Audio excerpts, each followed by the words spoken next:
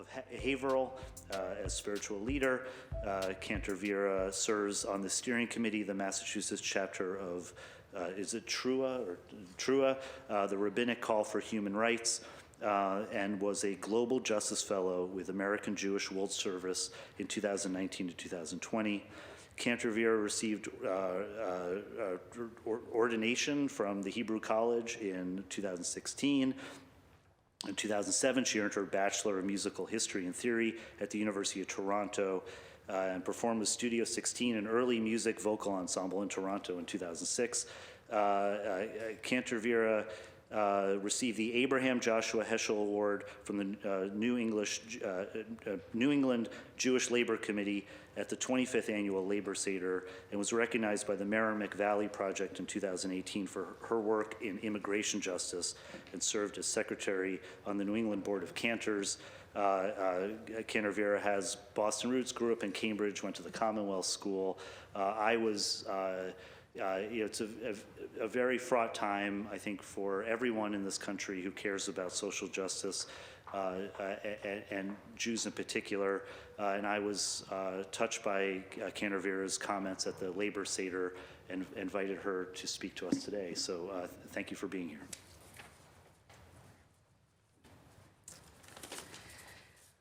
Thank you, Councillor, for that warm welcome and for inviting me to address this distinguished gathering. Thank you also to Council President Ruth C. Louis-Jin and all of you distinguished council members. We're meeting in the presence of tragedy. Words are never sufficient, as a council president said, to address the death of a child. We are helpless in the face of tragedy like this kind of grief, and we know that there is no way to make it better. In the Torah, in the Hebrew Bible, Aaron is both Moses' brother and the high priest of the emerging Israelite nation. When Aaron loses his two sons suddenly to a flash of divine anger, he's silent. He doesn't speak again. Chapters in the Torah. Words can't respond, words can't bridge that fathomless loss when a young person is taken from us. So today we offer our own respectful silence, our sorrow, and our prayers for Lenz Arthur Joseph. May all-encompassing, all-enfolding mercy and compassion and care gather and shelter Lenz Arthur Joseph. May he and his family be held in the love and the support of their community. May he rest in peace, and may all who love him find comfort and an easing to the sharpness of their sorrow. And in my tradition, we would add, may his memory be for a blessing. The burden and the privilege of your leadership, councillors, is to work together as a council, sometimes like today, in the shadow of tragedy, to navigate the many needs, the challenges, and the opportunities of this diverse and busy city next to which I was lucky enough to grow up. Your work touches every aspect of Boston city life. I was floored looking at the agenda because just today you're addressing transportation safety and mobility, strengthening access to diverse kinds of critical health care, physical safety for vulnerable residents in heat emergencies, city finances, and recognizing and affirming the heritage of Asian Americans and Pacific Islanders and Jewish Americans, and affirming and protecting the rights of queer folk. In other words, this is a regular Wednesday for the agenda, yeah? You have so much to hold. You have so many different calls from different interests to respond to and to represent, and you have to do it as one deliberative body at a time when, among other things, national events have raised every indicator of temperature and of pressure. I imagine it's not easy. So Aaron, that same Aaron in the Torah who lost his sons, gets sworn in as high priest in this week's Torah reading. He and his surviving sons formally take on their priestly roles, and they are charged with the care and the service of their people. There's a curious ritual in the ordination ceremony that the Torah reports. blood from a sacrificial animal, this was not part of your swearings in, I know, is smeared on the new public servants' right ears, right thumbs, and right big toes. An 18th century Polish rabbi named Rabbi Yaakov Yitzchak of Peshischa gives the following interpretation of this curious sequence of events. And he says, by smearing sacrificial blood on these three locations, Moses was reminding the priests of their responsibilities and calling, and I would add the gravity of those responsibilities. He said, it is to keep your ear tuned to the needs of your nation, keep your hand outstretched to give, not to take, and make sure that your foot is always ready to run to the aid of others. So as you go forward together today, sharing counsel, creating practice, caring for the Boston community, may you find yourselves strengthened. May you hear the needs of this city's people. May you stretch out your hands to your constituents and to one another. May you hurry to offer every aid you can to those in our community who are in need, who are in sorrow, who are in fear. And many of us are in deep fear, people holding diverse and threatened identities. And we can let that fear set us at each other's throats. That is a very easy human response. We can do that. And we can let it spur us to find safety and solidarity and to take better care of one another. So that's also my prayer today. You all share the same goal. You all serve the public to help Boston thrive in opportunity, in diversity, in justice, in well-being. That's the city I grew up next to, and that's the city this is today. As my Jewish community would say, Ken Yehi Ratzon, which means, may it be so. Blessings on your work, and thank you for it. We will now recite the Pledge of Allegiance. Pledge allegiance to the flag of the United States of America and to the republic for which it stands, one nation, under God, indivisible, with liberty and justice for all.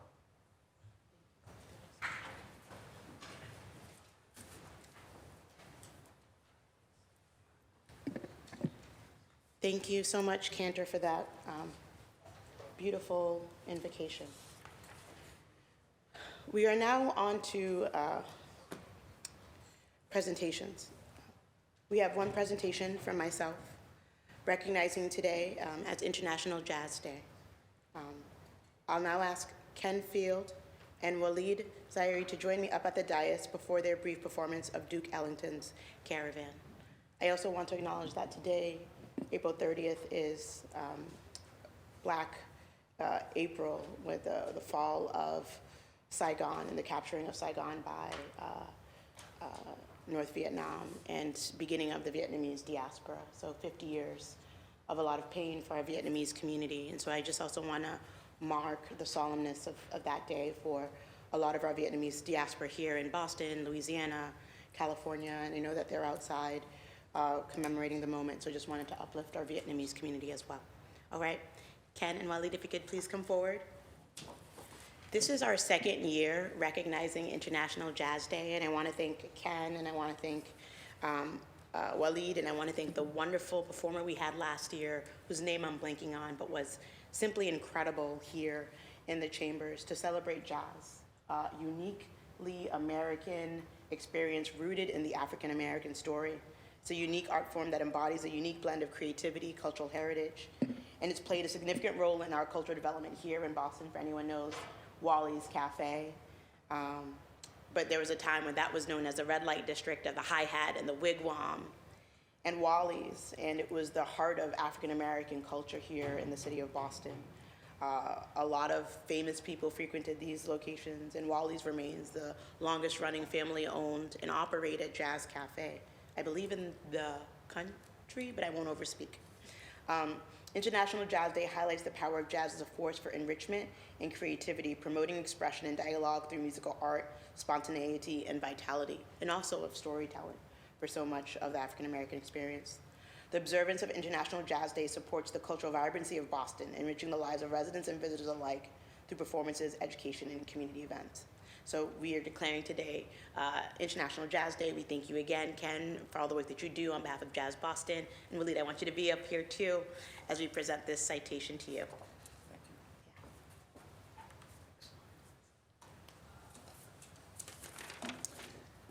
Thank you so much, President Eugene, and for all the counselors for giving me a few minutes to speak.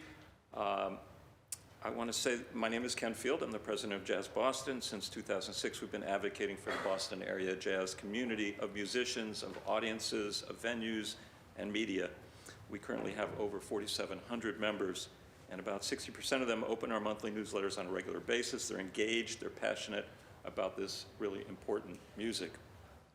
And I'll interject from my prepared notes that music is important. Music alone is important, and it is a way for communities to come together to respond to difficult times, which we're experiencing now. I did say there's important music. It's not just a music we play or enjoy. Jazz was created, as you said, in the African American community, and we think it's valuable to shine an ongoing spotlight on that history. Jazz is a somewhat unique musical style in that it focuses on spontaneous improvisation. Boston has played and continues to play a central role in the history of jazz. You said it all, actually. I don't really have to say all this. This music has spread from the U.S. across the globe, and Jazz Boston is proud to bring to you this afternoon a short International Jazz Day performance by the Tunisian composer, oud player, and bassist Walid Zari. And Mr. Zari is not only an excellent musician, he's also an anesthesiology nurse during his spare time. You have spare time? I will join him on a short version of the jazz standard Caravan, composed by Juan Tizol and the great Duke Ellington. The song was first recorded in 1936, and for the musicians among you, it's based on the harmonic minor scale, which gives it a somewhat unique and mysterious sound. I hope you enjoy it, and if you'd like to be informed about Jazz Boston's activities, you can sign up for free membership at jazzboston.org. Thank you. We'll go up there and play. Since you're up here, why don't I just have my colleagues come up for a photo, good. and then after you can do the performance, yeah. Okay. Sorry. Yes. Sun-kissed golden.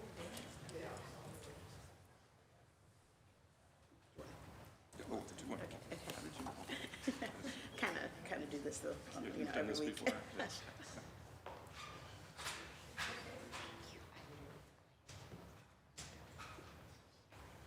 Awesome. Thank you so much. Oh, we'll send it. Thank you. All right. Ken and Walid, you have the floor. Thank you.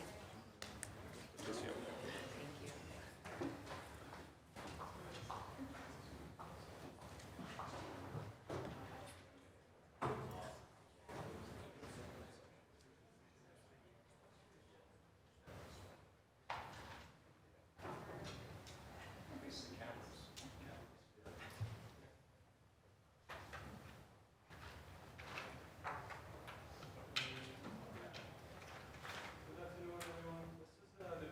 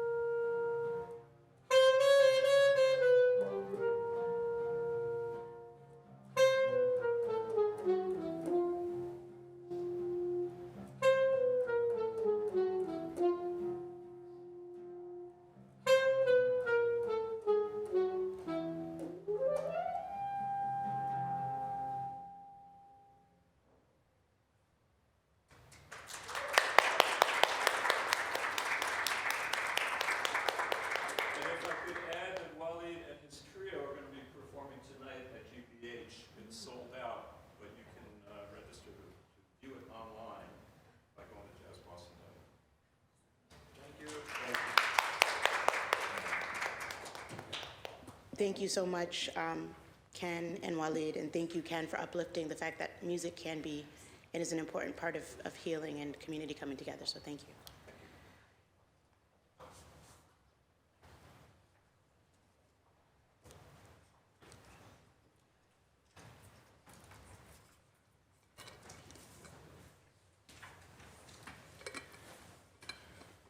We are now on to the first order of business, which is the approval of the minutes from the meeting of April 16, 2025, and April 18, 2025. All in favor say aye.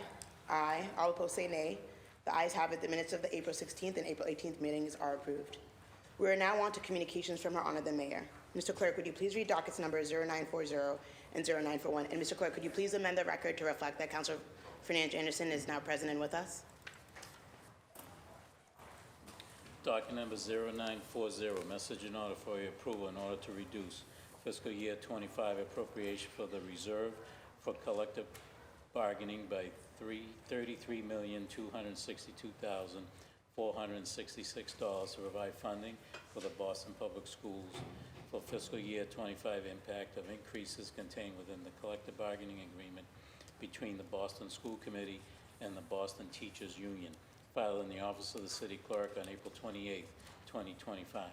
Docket number 0941, message in order, a supplemental appropriation order for the Boston Public Schools for fiscal year 25 in the amount of $33,262,466 to cover the impact of fiscal year 25 cost items contained within the collective bargaining agreement between the Boston School Committee and the Boston Teachers Union. The term of the contract is September 1st, 2024 through August 30th, 2027. The major provisions of the contract include general wage increases of 2.5%, 2%, and 2% in September of 2024, 2025, and 2026. The paraprofessionals and the ABAs will also receive market rate adjustments. Thank you. Dockets number 0940 and 0941 will be referred to the Committee on Ways and Means. Mr. Clerk, would you please read docket number 0942? Docket number 0942, message in order, authorizing the City of Boston to accept and expend the amount of $1,987,500 in the form of a grant for a hazard mitigation grant program awarded by the Federal Emergency Management Agency, passed through the Massachusetts Emergency Management Agency, to be administered by the Planning Department. The grant will fund the East Boston Waterfront, Carlton Wharf, and Lewis Mall Resiliency Project. Thank you. The Chair recognizes Councilor Gabriela Coletta Zapata. You have the floor. Thank you, Madam President. I'm asking my colleagues for consideration for suspension and passage today. This grant of $1.9, almost $2 million, would help in the planning of closing major flood pathways. So in Lewis Wharf, in District 1, in the North End, that is literally ground zero for flooding should there be a major coastal flood. And then in East Boston, at Carlton Wharf, that is ground zero in East Boston for flooding. That's the reason why during the bombogenesis of 2018, we had people riding kayaks through the streets of East Boston because this was the main flood pathway. The sooner we accept this funding and the sooner that we get this project going, it'll address one of the most at risk for flooding in the city. It would also could unlock the balance of about $15 million in federal funding for construction. And so in order to implement and execute the core strategies of the newly founded Office of Climate Resilience to accelerate design and construction for 2030 flood paths and ultimately protect residents of Boston from being displaced, could there be a major weather event, which is a possibility now, unfortunately. I am asking my colleagues to suspend and pass this and vote in the affirmative. Thank you. Thank you. Councilor Coletta Zapata, the Chair of the Committee on Environmental Justice, Resilience, and Parks, seeks suspension of the rules and passage of docket number 0942. All those in favor say aye. Aye. All opposed say nay. Thank you. Docket number 0942 is passed. Mr. Clerk, would you please read dockets number 0943 and 0944? Docket number 0943, message in order authorizing the City of Boston to accept and expend the amount of $16,937.03 in the form of a grant for the Carrie Ann Wagner Pizer Administration Grant awarded by the United States Department of Labor, passed through the Mass Hyatt Department of Career Services, to be administered by the Office of Workforce Development. The grant will fund individual reemployment needs of unemployment insurance claimants, as well as prevent and detect improper benefit payments and application assistance for training and education resources and programs. Docket number 0944, message and order authorizing the City of Boston to accept and expend an amount of $13,735 in form of a grant for the Mass Commission for the Blind Grant awarded by Mass Higher Department of Career Services to be administered by the Office of Workforce Development. The grant will fund employment and training assistance, career counseling, and job search assistance for legally blind individuals who are clients at Boston Mass Higher Career Centers. Thank you. These dockets number 0943 and 0944, will be referred to the Committee on Labor, Workforce, and Economic Development. The chair recognizes, it's on the next docket, okay. Mr. Clerk, could you please read docket number 0945? Docket number 0945, message and order authorizing the City of Boston to accept and expend an in-kind donation of bike helmets valued at $2,300 donated by Breakstone, White, and Gluck, located at 2 Center Plaza, number 530, Boston, Mass. 02108. The purpose of this donation is to increase child participation in outdoor activities in the City of Boston. Thank you. The chair recognizes Councilor Durkin. You have the floor. Thank you. As the Chair of Planning, Development, and Transportation, I'd like to push for the passage of 0945, which seems like a simple in-kind donation of helmets for children. So I hope that we can get that passed today. Thank you.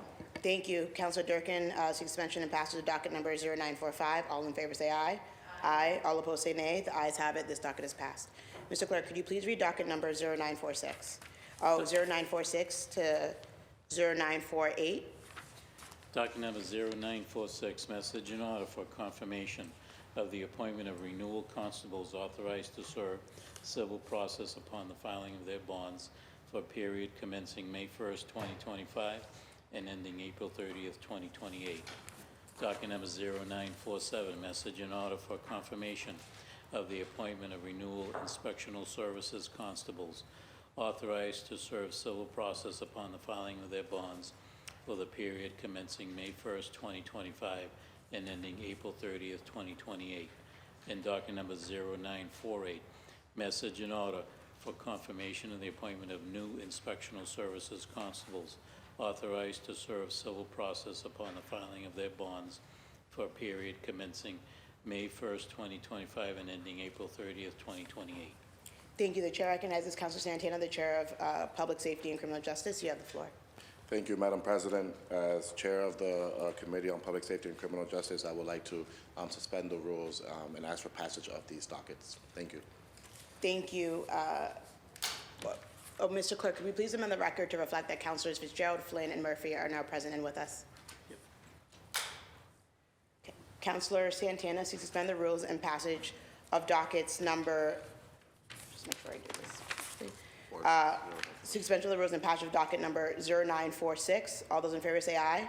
Aye. All opposed say nay. Thank you. Docket number 0946 is passed. The appointment has been confirmed. Thank you. The chair of the Committee on Public Safety and Criminal Justice seeks acceptance of the rules and passage of docket number 0947. All those in favor say aye. Aye. All opposed say nay. Thank you. Docket number 0947 is passed. The appointment has been confirmed. Thank you. The chair of the Committee on Public Safety, Councilor Murphy, do you have a? Okay. Thank you. The chair of the Committee on Public Safety and Criminal Justice, suspension of the rules and passage of docket number 0948. All those in favor say aye. Aye. All those opposed say nay. Thank you. Docket number 0948 is passed. The appointment has been confirmed. Mr. Clerk, could you please read docket number 0949? Docket number 0949, message transmitting certain information under section 17F regarding down payment assistance grants dispersed since 2021, filed on docket number 0774, passed by the City Council on April 2nd, 2025. Thank you. The chair recognizes Councilor Murphy. You have the floor. Thank you. And I will go back to 0945, but I will speak on this one now. Thank you. 0945? Yeah, that's what I had the light on earlier, but I'll go forward with this Oh, one. docket 0945. Okay. I'm sorry, what? You Okay, have the yeah, floor. no, thank you. Thank you, Madam President. On April 2nd, I filed, I'm sorry. Just, Councilor Murphy has the floor, and then I'll speak to that after. Yeah, no, yeah, I'm on the new one. On April 2nd, I filed a formal request for information under section 17F concerning down payment assistance grants disbursed by the city since January 1st, 2021. This request was explicit. I sought for full names of recipients, addresses, and grant amounts awarded, eligibility criteria, annual disbursements, program changes, and assessment of the program's effectiveness. Many of these questions also were RFIs at different hearings we had with these departments. Under the law, the administration is required to respond within 7 days. While a response was submitted last week, it omitted the most fundamental information I requested, specifically the names of the recipients and the addresses of the properties. This information is crucial for transparency and oversight. I did speak to IGR right away about it, informed them that their submission was incomplete, but several days now, a week has passed, and I'm still waiting for the updated list. As counselors, we have the fiduciary duty to ensure that public resources are distributed equitably and effectively. When a 17F request is ignored or inadequately addressed, it impedes our ability to fulfill this responsibility. I reiterate for the record, I'm still awaiting a complete response to this request. Under Massachusetts law, records detailing the disbursement of public funds, including the names of grant recipients, are generally considered public records and are subject to disclosure upon request. This principle is grounded in the Massachusetts Public Records Law, codified at General Laws, Chapter 66, Section 10, and further defined by General Laws, Chapter 4, Section 7, Clause 26. The law presumes that all records made or received by a public entity or are public unless they fall under specific exemptions, which these don't. The exemption pertains to personal privacy, but that is narrowly construed. It does not apply to information about individuals receiving public funds, as the public interest in transparency and accountability outweighs privacy concerns in these cases. Therefore, the names of individuals or entities receiving assistance grants funded by the city tax dollars are public records. The City Council holds a fiduciary responsibility to oversee the allocation and use of public funds. Access to detailed information about grant recipients is essential for the Council to perform its duties effectively. I do just want to touch on a few illustrations that are standard practice of transparency that we do in the city here. The Boston Cultural Council grants in a recent cycle awarded $927,500 to 104 art organizations. Some of those recipients were Definitely Inc., Boston Lyric Opera, and others. The Neighborhood Activation Grants, which was the city awarded $6.2 million with recipients' names as High Park Main Streets, Boston Comics in Color, and the Franklin Park Coalition. Also, our SPACE grants, which are the Supporting Pandemic-Affected Community Enterprises. The city allocated $10 million to 90 businesses to support new lease agreements. Publicly disclosed recipients, which is right on the website, encompass a diverse range of businesses, such as Democracy Brewing, Haley House Bakery Cafe, and Apex Bar and Lounge. Councilor Murphy, just it's communication, I'm normally almost 2 done, yep. minutes, please. And Thank in you. summary, the administration is obligated under Massachusetts law to disclose the names of individuals who receive public funds through city-administered programs. The council should continue to assert its right to this information to uphold transparency, accountability, and the effectiveness of governance. So I am asking that they answer not within 7 days, but as soon, hopefully before the end of this meeting, they'll give us the answers to that question, because it's already a month now, not just 7 days. Thank you. This docket will be placed on file. Mr. Clerk, could you please read dockets number 0950 to dockets 0950 to 0967. Thank you, Mr. Clerk. Docket number 0950, notice of receipt from the mayor of the reappointment of Trin Nguyen as a member of the trustees of the charitable donations for inhabitants of Boston for a term expiring May 1st, 2026. Docket number 0951, notice of receipt from the mayor of the reappointment of Alexandra Valdez as a member of the trustees of the charitable donations for inhabitants of Boston for a term expiring May 1st, 2026. Docket number 0952, notice was received from the mayor of the appointment of Ashley Groffenberger as a member of the trustees of the Charitable Donations for Inhabitants of Boston for a term expiring May 1st, 2026. Docket number 0953. Notice was received from the mayor, the appointment of Brianna Milor as a member of the trustees of the Charitable Donations for Inhabitants of Boston for a term expiring April 14, 2028. Docket number 0954. Notice received from the mayor, the appointment of Mariangeli Solia Severa as a member of the trustees of the Charitable Donations for Inhabitants of Boston for a term expiring April 14, 2028. Docket number 0955. Notice received from the mayor, the appointment of Dr. Bisola Ejikutu as a member of the trustees of the Charitable Donations for Inhabitants of Boston for a term expiring April 14, 2028. Docket number 0956. Notice received from the mayor, the appointment of Jose C. Masso III as a member of the trustees of the Charitable Donations for Inhabitants of Boston for a term expiring April 14, 2028. Docket number 0957.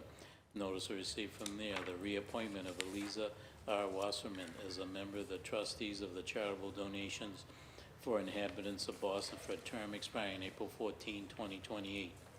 Notice, docket number 0958. Notice received from the mayor, the appointment of Sheila Dillon as a member of the trustees of the Charitable Donations for Inhabitants of Boston for a term expiring April 14, 2028. Docket number 0959. Notice received from the mayor, the appointment of Nathalia Benitez Perez as a member of the trustees of the Charitable Donations for Inhabitants of Boston for a term expiring April 14, 2028. Docket number 0960. Notice received from the mayor, the appointment of Sagun Idoa as a member of the trustees of the Charitable Donations for Inhabitants of Boston for a term expiring April 14, 2028. Docket number 0961. Notice received from the mayor, the appointment of Carlita Chambers Walker as a member of the Boston School Committee nominating panel for a term expiring October 28, 2026. Docket number 0962. Notice received from the mayor of her absence from the city on Wednesday, April 23rd, 2025 from 9 a.m., returning Thursday, April 24th, 2025 at 6 p.m. Docket number 0963, communication received from Timothy J. Smith, Executive Officer of the Boston Retirement Board, regarding results of the election for a vacant elected board seat. Sean F. Kelly was elected to serve as trustee of the Boston Retirement Board for the remainder of the term, ending September 30th, 2026. Docket number 0964, communication received from Timothy J. Smith, Executive Officer of the Boston Retirement Board, regarding the fiscal year 26 retiree cost of living adjustment COLA base vote. And docket number 0965, communication received from the city clerk of the filing by Boston Planning and Development Agency regarding proposed minor modification to the West End Land Assembly Redevelopment Plan, project number Mass 2-3, with respect to parcel 1A. Docket number 0966, notice was received from the city clerk in accordance with Chapter 6 of the ordinances of 1979 regarding action taken by the mayor on papers acted upon by the city council at its special meeting of April 18, 2025. And docket number 0967, notice was received from the city clerk in accordance with Chapter 6 of the ordinances of 1979, action taken by the mayor on papers acted upon by the city council at its meeting of April 16, 2025. Thank you. Dockets number 0950 through 0967 will be placed on file. We are now on to reports of committees. Mr. Clerk, could you please read docket number 0530?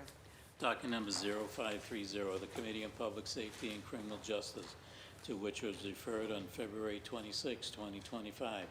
Docket number 0530, message and order authorizing the City of Boston to accept and expend the amount of $58,000 in the form of a grant for fiscal year 19 Fire Prevention and Safety Grant Program awarded by the Federal Emergency Management Agency to be administered by the Fire Department. The grant will fund fire prevention, education and training, fire code enforcement, fire arson investigation, firefighter safety and health programming, prevention efforts, and research and development. Submits a report recommending the order ought to pass. Thank you. The chair recognizes Councilor Santana, the chair of Public Safety and Criminal Justice. You have the floor. Thank you, Madam President. The committee held a hearing on Friday, April 25th, 2025 to discuss docket number 0530. The following testified on behalf of the administration: Kevin Coyne, Deputy Commissioner of the Administration and Finance, Boston Fire Department; Julie Devon, Financial Grants Manager for BFD; Patrick Ellis, Chief of Operations of Field Services with BFD; and Rodney Marshall, Chief of Operations, Support Services for BFD.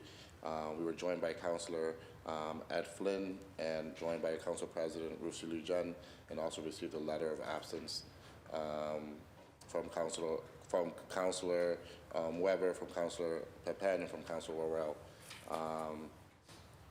The panel discussed the importance of fire department grants for enhancing the health and safety of first responders and improving their abilities to protect the public from fire and fire-related hazards.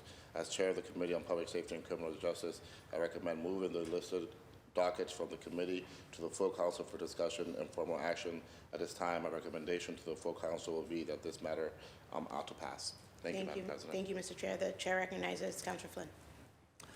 Thank you, Madam Chair, and thank you, Councilor Santana, for the informative hearing. The hearing was excellent. We heard from Boston Fire Department some excellent testimony. What struck me most was the testimony on health and wellness of our firefighters and their families.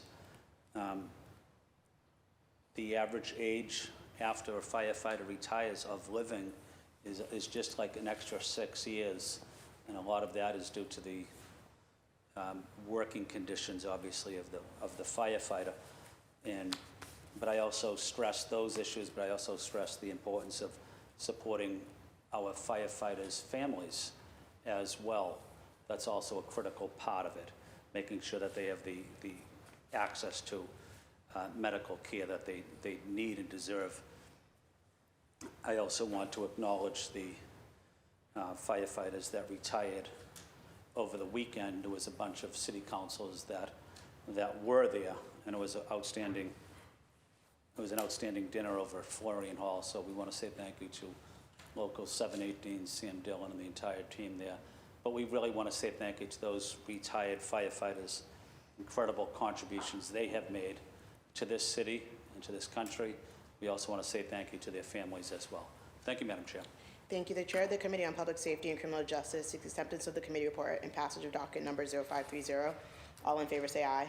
Aye. All opposed say nay. Thank you. The committee report has been accepted, and docket number 0530 is passed. Mr. Clerk, would you please read docket number 0887? Docket number 0887, the Committee on Strong Women, Families, and Communities, to which was referred on April 16, 2025. Docket number 0887.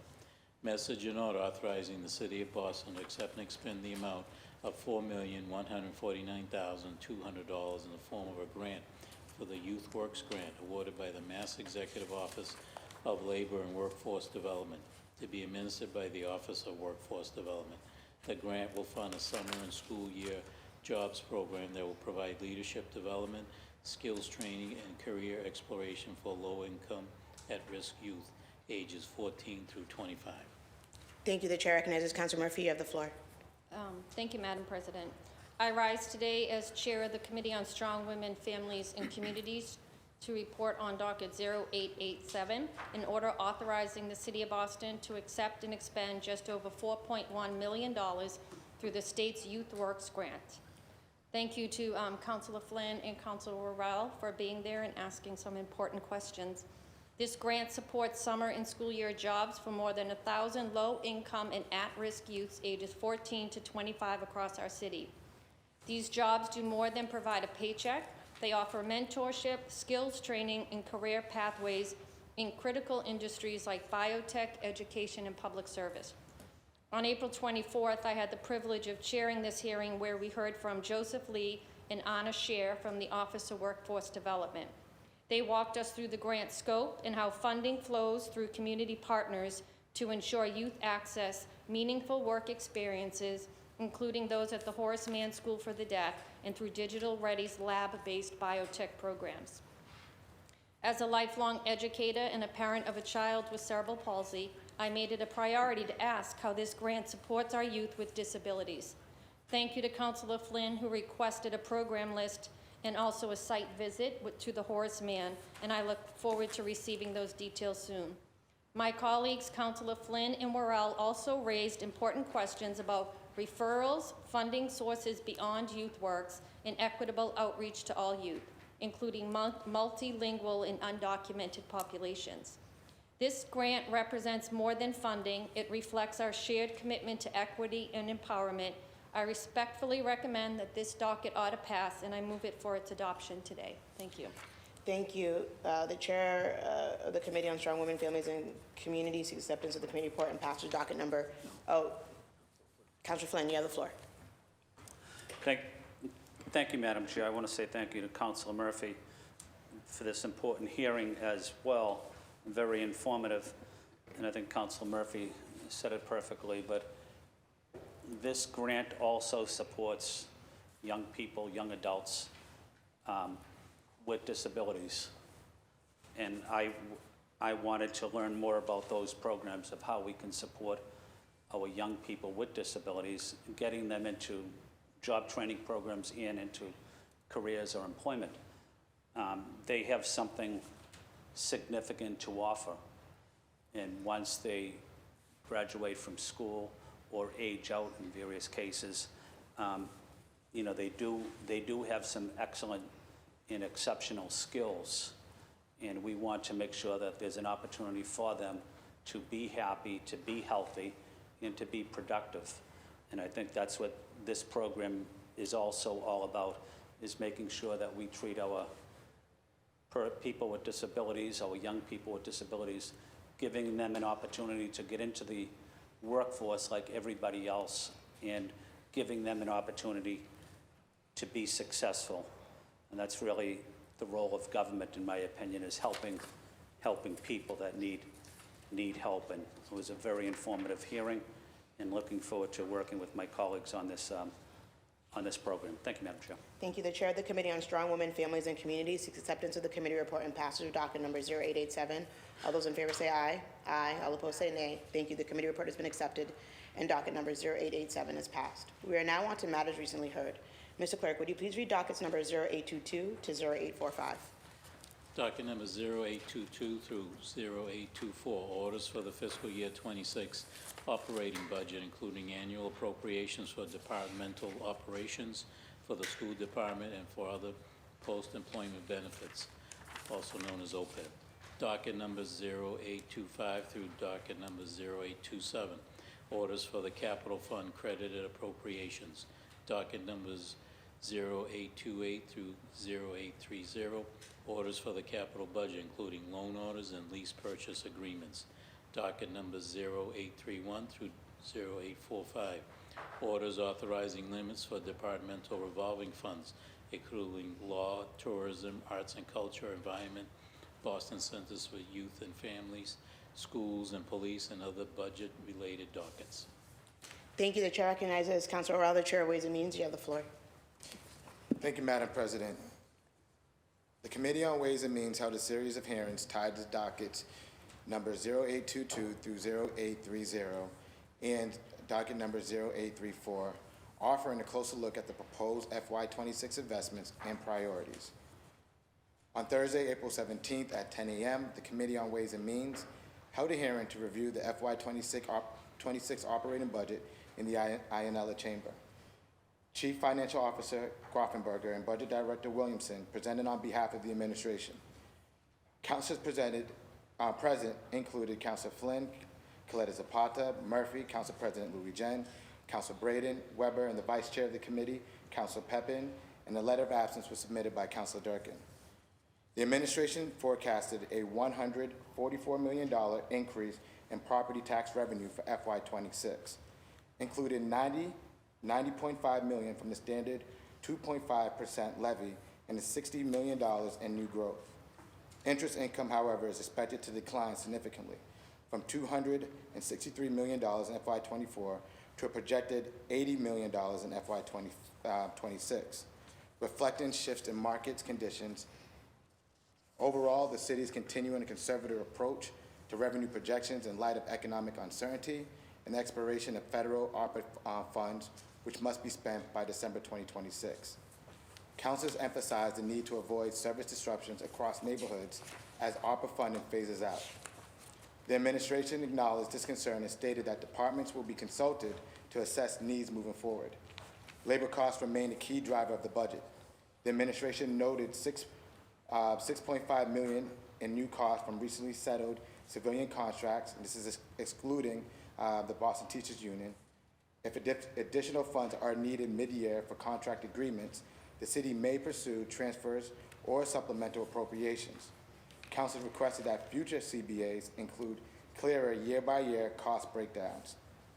Ongoing overages in categories like legal settlements, public safety overtime, and snow removal were flagged.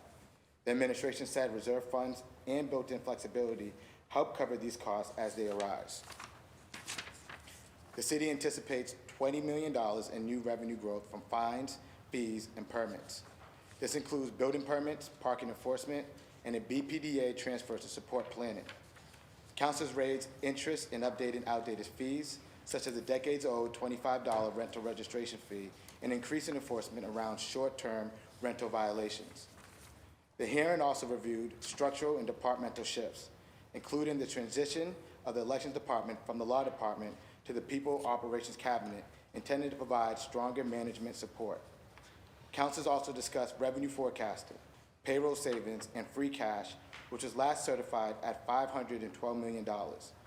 The city remains on track to fully fund its pension system by FY 28 after a one-year scheduled extension.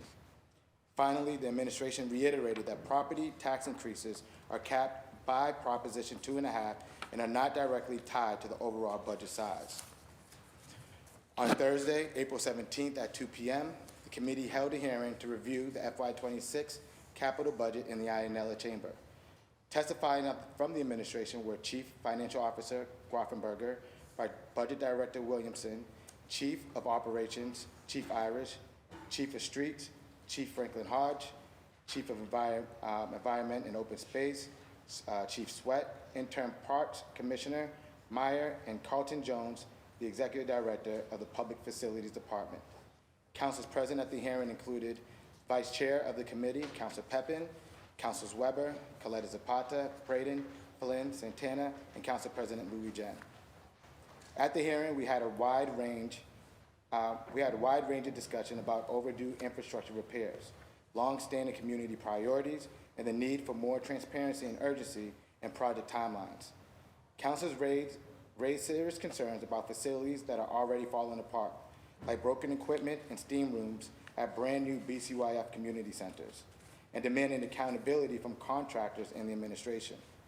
Councilors highlighted needed park and library upgrades from Barclay and Elmhurst Parks to South Boston and Common Square libraries. Dangerous intersections like Norfolk and Washington were flagged for redesign. The hearing covered a range of capital needs, including ongoing challenges meeting ADA ramp goals, while $3 million has been allocated and additional repair contracts are in place. The city's sidewalk ramp backlog continues to impact its ability to make other sidewalk repairs. In East Boston and Charlestown, residents raised concerns about shared youth athletic spaces, asking for clearer separation between pickleball and street hockey. Updates were also shared on $91 million White Stadium renovation, which will be funded through bonds and the Sullivan Square redesign, which is now targeting construction for 2028 or 2029. The administration reported that projects have seen delays, like the Brighton Community Center, and are beginning to move forward. However, cooling center availability remains a concern. HVAC upgrades at the Veronica Smith Senior Center won't be completed in time for this summer, and Jackson Man is no longer a viable backup location. Councilors also highlighted continued interest in EMS and fire station infrastructure, animal shelter improvements, and investment in city archives, stairways, and climate resiliency. On Tuesday, April 22nd, at 6 p.m., the committee held a virtual public testimony hearing on the FY26 budget. Council's president was Council President Louis Jen, Councilors Flynn, Braden, Santana, Murphy, and the vice chair of the committee, Council Pepin, were all present for the hearing. Residents shared feedback on budget priorities, highlighting concerns around equitable language access and planning efforts, the need for stronger investment in STEM education and workforce training programs for BPS students, and support for community-led birthing centers. Testifiers also raised issues around home repair assistance for seniors with home held in trust and urged the city to consider public alternative for White Stadium renovation to better serve local communities. Several speakers advocated for expanding the city rent subsidy program to prevent displacement and address the need for extremely low-income residents. On Monday, April 28th at 10 a.m., the committee held a hearing to review the FY26 budgets for the Office of Equity, the Office of Black Male Advancement, the Office of Women Advancement, and the Office for Fair Housing and Equity. Representing the administration were Chief of Equity, Chief Sola Severa, Executive Director of BMA, Frank Farrow, and Executive Director of Mayor's Office of Women Advancement, Dana Alas. Councilors Murphy, Flynn, Weber, Braden, Durkin, the Vice Chair of the committee, Council Pepin, and Council President Louis Jan were present for the hearing. We also received a letter of absence from Council Coletta Zapata. Throughout the hearing, departments emphasized efforts to advance racial and gender equity, economic opportunity, and housing justice. The Office of Equity discussed expanding initiatives such as the Equity and Inclusion Academy, technical assistance programs, internal cultural change efforts, and strengthening language access across city departments. They outlined the transition toward a centralized communications model to ensure more equitable outreach, noting that many departments previously lacked communications capacity. In response to national threats to DEI initiatives, they noted the importance of sustaining Boston's equity infrastructure and supporting community organizations affected by shifting federal and philanthropic funding landscapes. The Office of Black Male Advancement highlighted its grant-making work, distributing $500,000 to 53 organizations in FY25, while also building capacity among over 100 additional organizations through technical assistance programs. Executive Director Farrow emphasized that BMA's key focus areas are youth pathways to college and careers, economic opportunity, housing, mental health, and physical health. They are working closely with the Boston Public Health Commission to target disparities in health outcomes for Black men and boys, including substance use-related death, higher rates of homicides, and chronic illnesses. BMA is also managing an equity study that will inform Phase 2 policy recommendations and reported plans to relaunch the Black Men Lead and Young Black Leaders program later this spring. The Office of Women Advancement's focus on expanding metro equity work, supporting girls' mentorship and violence prevention programs, and advancing economic opportunities for women entrepreneurs. They also collaborate with the Boston Public Health Commission on maternal health programs, including efforts to expand access to doula services. Executive Director Alas discussed plans to strengthen partnership with the Office of Community Safety to better address gender-based violence, especially through new grants targeting prevention efforts among young girls. Women's Advancements also continues its work to close the gender pay gap, although challenges remain in improving outcomes for low-wage workers. The Office of Fair Housing and Equity reported ongoing investigations into housing discrimination will raise concerns about the loss of federal HUD funding for local fair housing testing. Public testimony from Kelly Vieira of Suffolk University's Housing Discrimination Testing Program underscored the urgent need for city support to sustain local fair housing testing efforts. The office has maintained steady numbers of discrimination complaints, but without additional local funding, there are risks of losing critical enforcement and data collection capacity. Council strongly advocated for continuing and expanding peer testing, a best practice for identifying rental discrimination, especially against voucher holders and tenants of color. Additional topics included updates on the Reparation Task Force timeline, with Phase 1 findings expected by September 2025, the growing integration of equity analysis into housing and development policies, and the need for a more coordinated approach to city grants for community organizations. Councils emphasized that Boston must build on proven strategies and past equity reports like Resilient Boston and Imagine Boston 2030, rather than starting from scratch, and requested better public access to grant opportunities and program updates. On Monday, April 28th at 2 p.m., the committee held a virtual hearing to review the FY26 budgets for the Mayor's Office for Immigrant Advancement and the Office of Language and Communication Access, the Commission for Persons with Disabilities, the Human Rights Commissions, and the Office of LGBTQIA2S Plus Advancement. Representing the administration were Director of the Office of Immigrant Advancement, Winnie-Tu Nguyen, Director of Language and Community Access, Jennifer Viver Wong, Commissioner of Commission for Persons with Disabilities, Kristen McCosh, Chief of Equity, Mariangeli Sola-Severa, and the Director of Office of LGBTQIA2S Plus Advancement, Julianne Lee. Participating from the City Council were Council President Louis Jen, Councilors Flynn, Mejia, Murphy, Fitzgerald, Weber, Braden, and the Vice Chair of the Committee, Council Pepin. During the hearing, each office presented their progress and funding needs. The Mayor's Office of Immigrant Advancements emphasized the commitment to building a city of belonging, highlighting that in FY25, they distributed over $2.1 million in grants to nonprofits serving Boston's 200,000 immigrants. They also supported youth jobs initiatives, provided 900 free immigration consultations, and administered legal access grants for immigrant workers. Given surging demand, especially around mental health support and legal services, Moya requested increased funding and called for deeper collaboration across city departments and external partners. The Office of Language and Communication Access describes its work ensuring all residents, regardless of language or communication ability, can access city services. Director Wong highlighted achievements such as training over 4,000 city employees, publishing multilingual departmental access plans, expanding simultaneous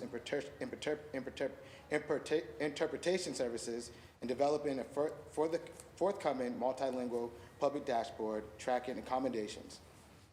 The office also strengthened partnerships with community-based organizations to deliver culturally competent translations and ensure services meeting emergent needs, especially given the rise of migrant populations from Central America. The Office of LGBTQIA2S Plus Advancement outlines its efforts to remove systemic barriers for LGBTQIA2S Plus residents, awarding $150,000 in Beyond Pride grants to support LGBTQ affirming housing, youth services, and emergency assistance. Director Lee stressed the urgent need for continued investments, noting increasing threats against LGBTQ communities nationally, a growing demand for legal aid, and a high rates of suicidal ideation among LGBTQ youth. The office also expanded citywide LGBTQ competency training, launched a new LGBTQ resource hub, and partnered on emergency housing support for transgender residents. Commissioner McCosh discussed the Commission for Persons with Disabilities, working on training, access review, and policy advocacy. Highlights included uploading evergreen disability training videos, collaborating with Public Works on ADA-compliant curb ramps, expanding accessible parking programs, and updating the city's ADA transition plan to better track and advance disability access. McGosh also noted improvements such as switching to cast iron tactile ramps for durability and emphasized continued efforts to remove physical and systemic barriers citywide. The Human Rights Commission was also discussed. Chief Sola-Severa explained that a consultant has been engaged to realign the commission's structure and role, with final recommendations expected by June 30th, 2025. The goal is to embed a human right lens across all equity work rather than operating as a standalone silo. In the interim, 2 Human Rights Commission positions are being integrated into broader equity and inclusion cabinet, and funding previously allocated to Commission has supported legal access initiatives such as family legal support grants for LGBTQ residents. During the Council's questioning, several important topics were raised. Council expressed concern about federal threats to immigrants, challenges facing undocumented residents, gaps in ESOL programming, the urgent need for more local legal services, and expanded support for LGBTQ housing. Council also advocated for stronger investments in language access for emerging languages and emphasized continued monitoring of accessibility of projects like sidewalk ramp repairs. The Human Rights Commission's future role and integration into citywide equity efforts were also discussed at length, with Chief Sola Severa assuring that human rights principles remain core to the city's equity agenda.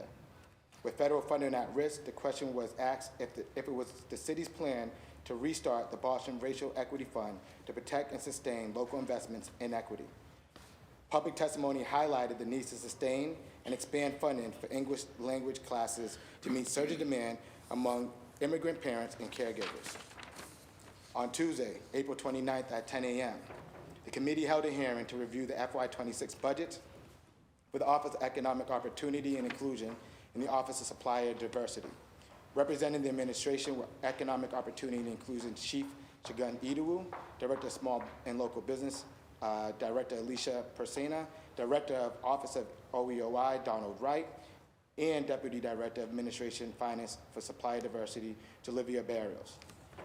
Participating from the City Council were Councilors Flynn, Weber, Coletta Zapata, and the Vice Chair of the Committee, Councilor Pepin. We received a letter of absence from Councilor Santana.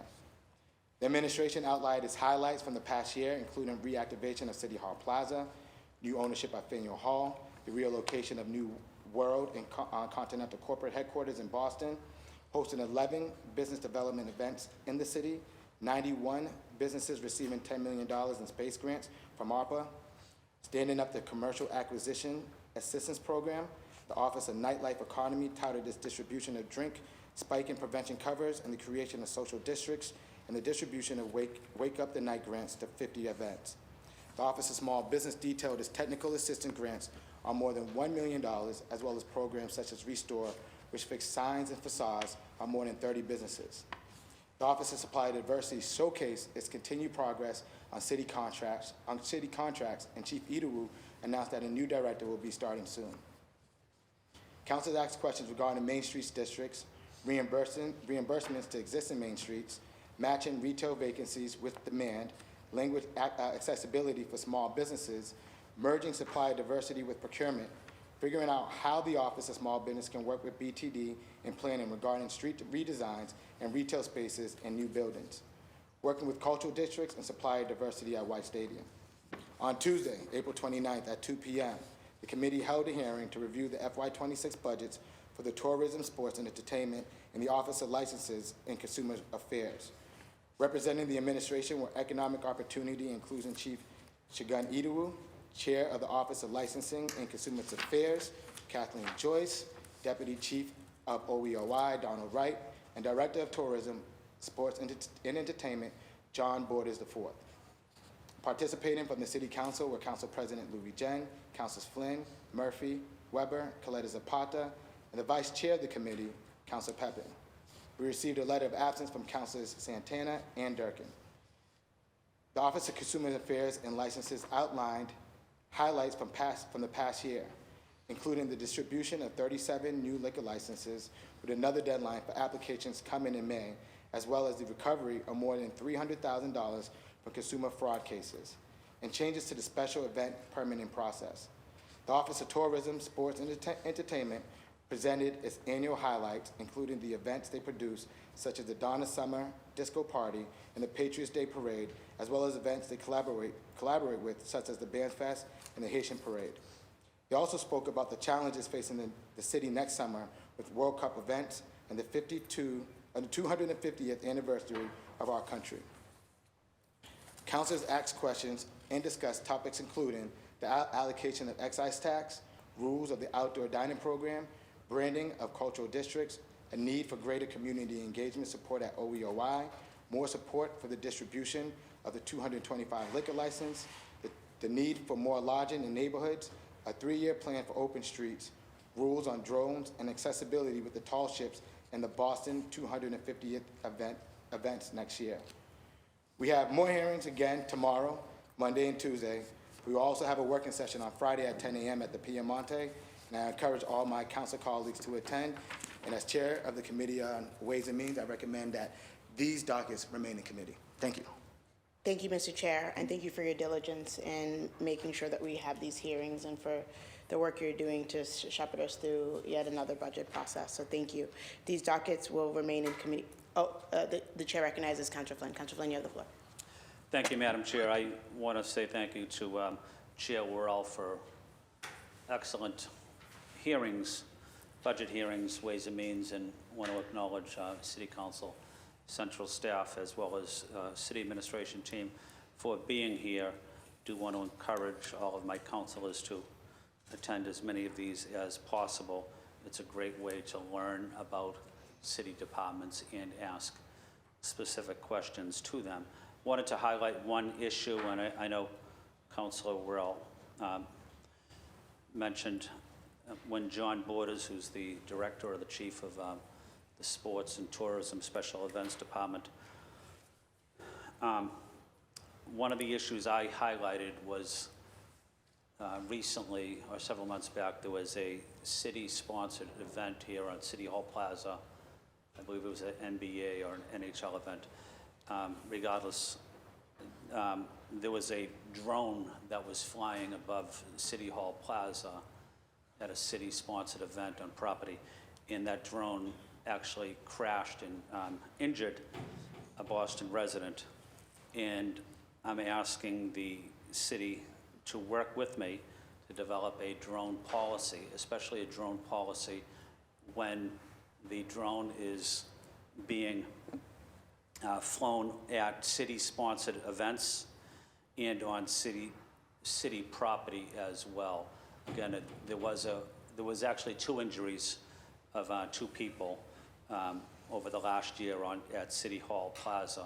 So this is an issue that I take very seriously. I'm actually going to file a hearing order on it next week for the City of Boston to develop a drone policy specifically on when someone has a drone flying over city property and or at a city event. There has to be written guidelines and policy to establish public safety, security, and other related issues that are important as well. Thank you, Madam Chair. Thank you. Dockets number 0822 to 0845 will remain in committee. We are now on to motions, orders, and resolution. The chair recognizes Councilor Fernandez Anderson. You have the floor. Thank you, Madam President, and thank you, Mr. Chair, for that wonderful report.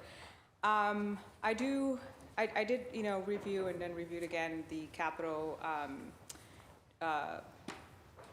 plan for FY 26 or for the 5 years and plan. And with the printout that the administration hands over to us, there's some discrepancies. So I would like some more transparency. If perhaps someone from our administrative side can actually aggregate information properly. There are some things in Roxbury, so it looks like Roxbury Black neighborhood is getting all of this money. That doesn't belong in Roxbury, that it is Dorchester or that it is Jamaica Plain. And then when you look at Alston Brighton's total, when you go by neighborhood, it says 100 million point something. But then when you go to District 9, then its total capital budget is 53 million. So those discrepancies exist like all over the place. I won't go on and on and on, belabor the point. But I think it is confusing and misleading to constituents to look at it and say, oh, this neighborhood is getting all of this money, but then the Alston Brighton, if I'm not mistaken, is only in District 9.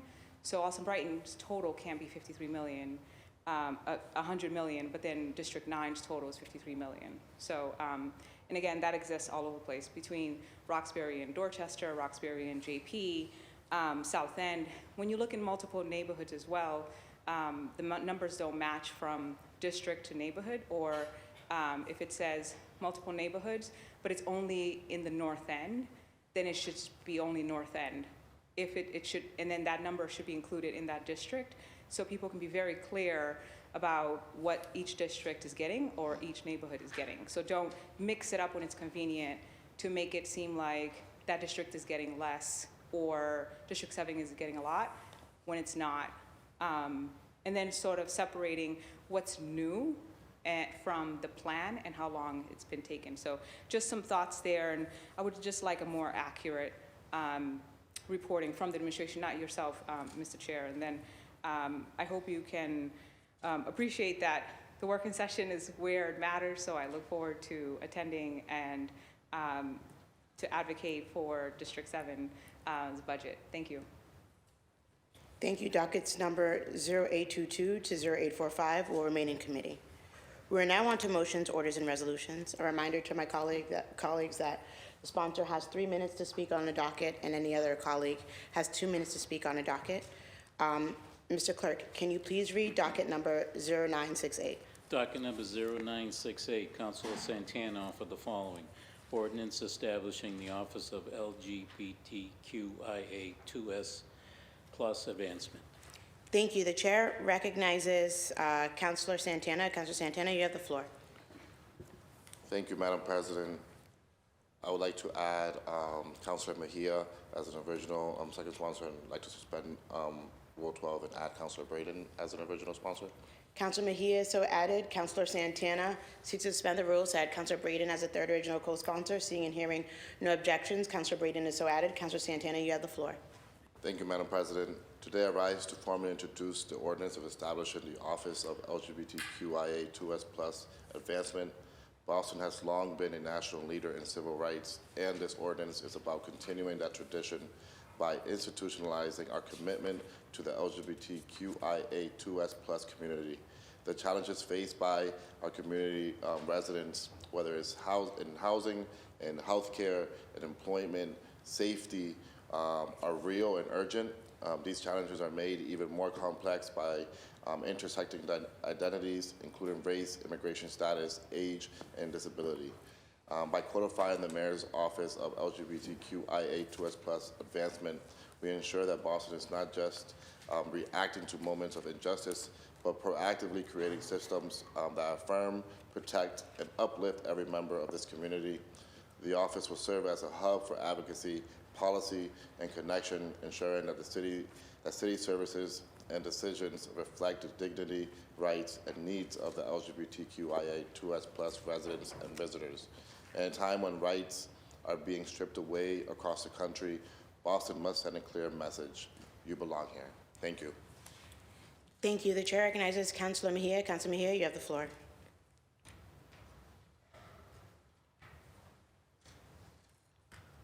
Oh, apologies. Councilor Mejia, you have the floor. Thank you, Madam President. And I would like to thank the lead sponsor for adding me as an original co-sponsor.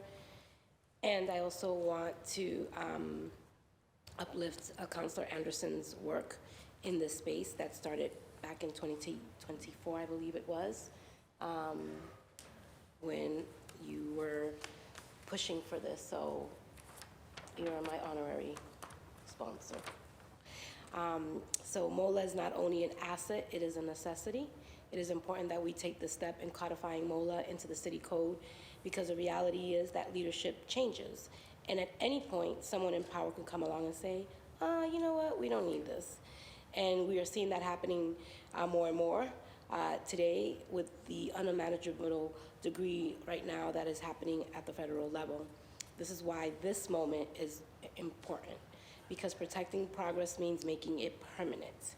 We must be proactive in these times and build resilience measures that protect the very same agencies that protect our city and make it safe for a place for everyone to feel like they are able to live and thrive. We're also seeing the hard-fought rights of our LGBTQIA2+ communities being attempted to be erased, with the federal government suing states over allowing trans people to play sports, eliminating HIV prevention research, and with no regard for the consequences these actions will have on them, but also on every single one of us.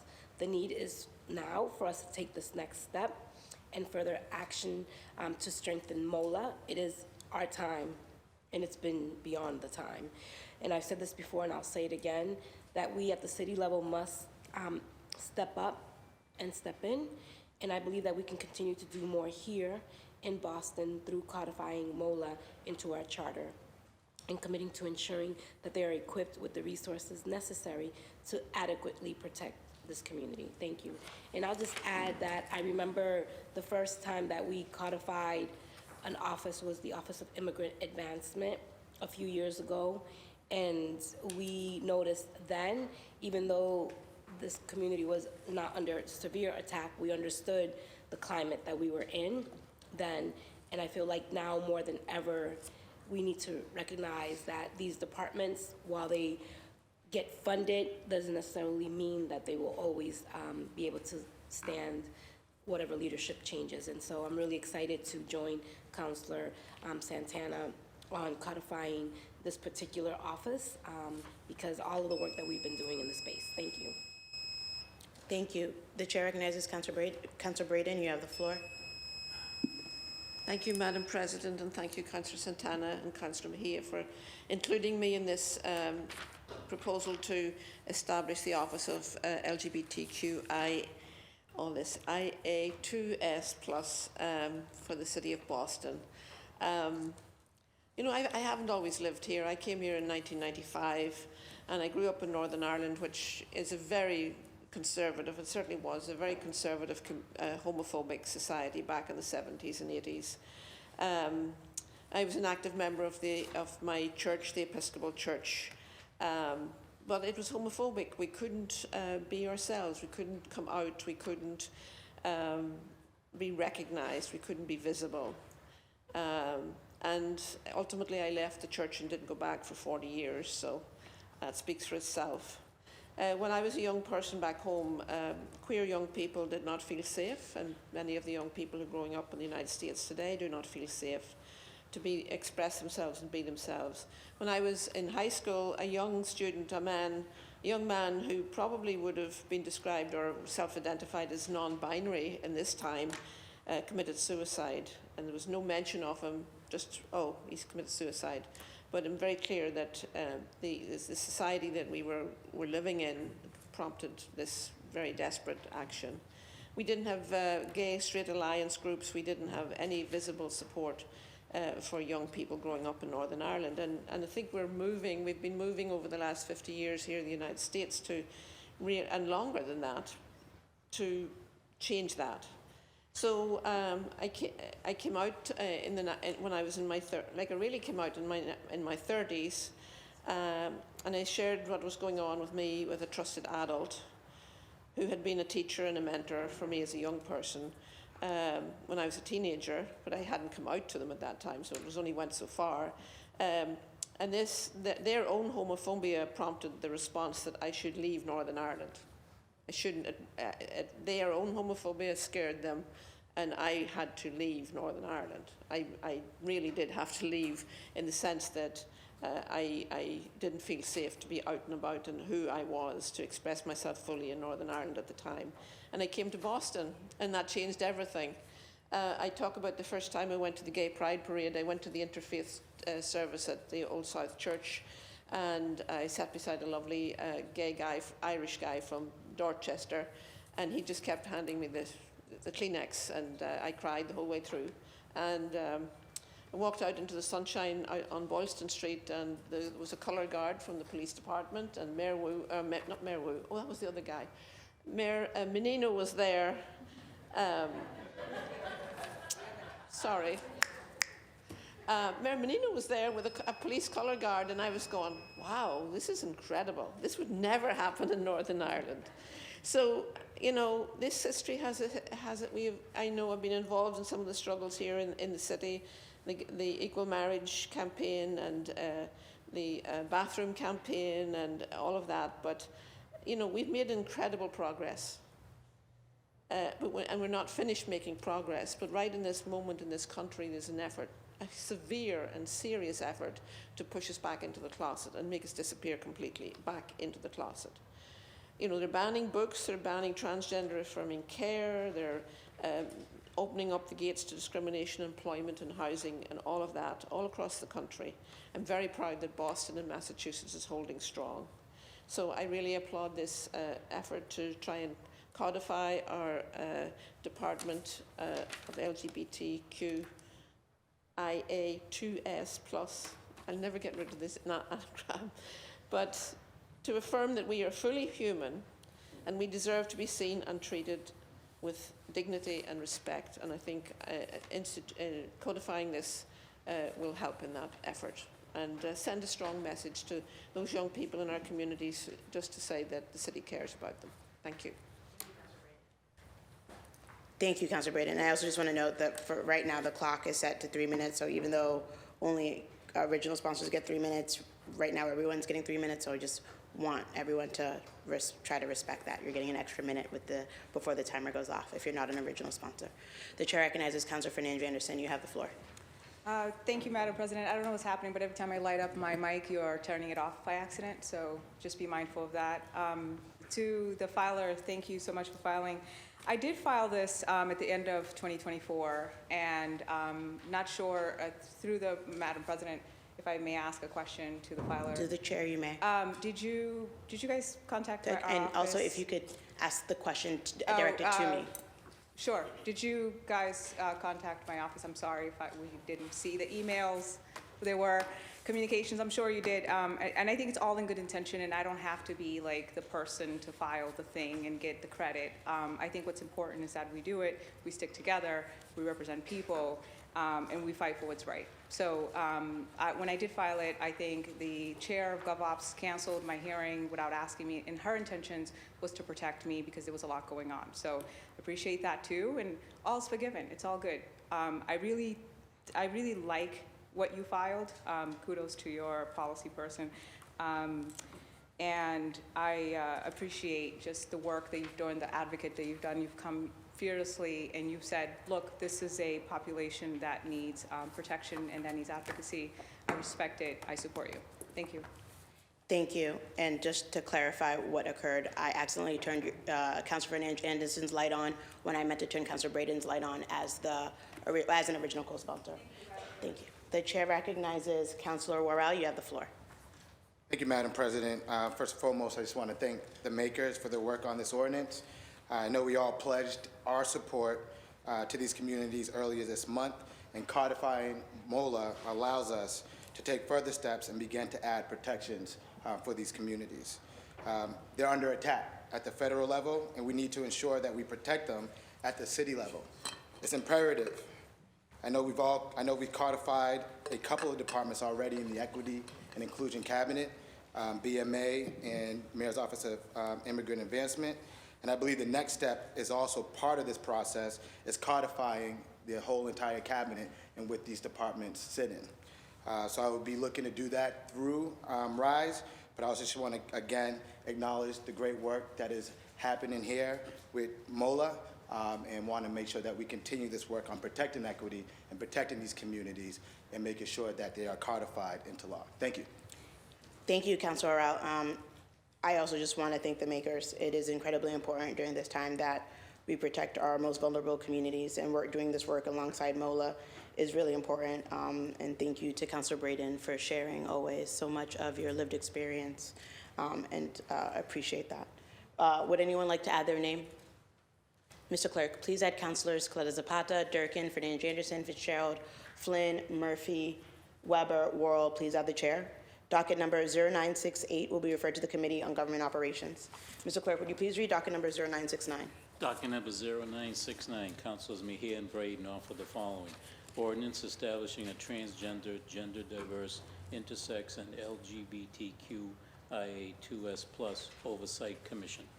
Thank you. The chair recognizes Councilor Mejia. Councilor Mejia, you have the floor. Thank you, Madam President. I'd like to suspend the rules and add Councilor Santana as an original co-sponsor. Thank you. And just to clarify, if people see it differently on their docket, Councilor Mejia is the original sponsor, Councilor Braden is a second sponsor, and now Councilor Mejia is seeking to suspend the rules and add Councilor Santana as a third original co-sponsor. Seeing and hearing no objections, Councilor Santana is added as a third original co-sponsor on this docket. Councilor Mejia, you have the floor. Thank you, Madam President. And I would also like to make a motion to substitute. I'm amending the section where the Oversight Commission is placed. Thank you. Does everyone have I don't have it. Okay. And can you repeat the substitution? It's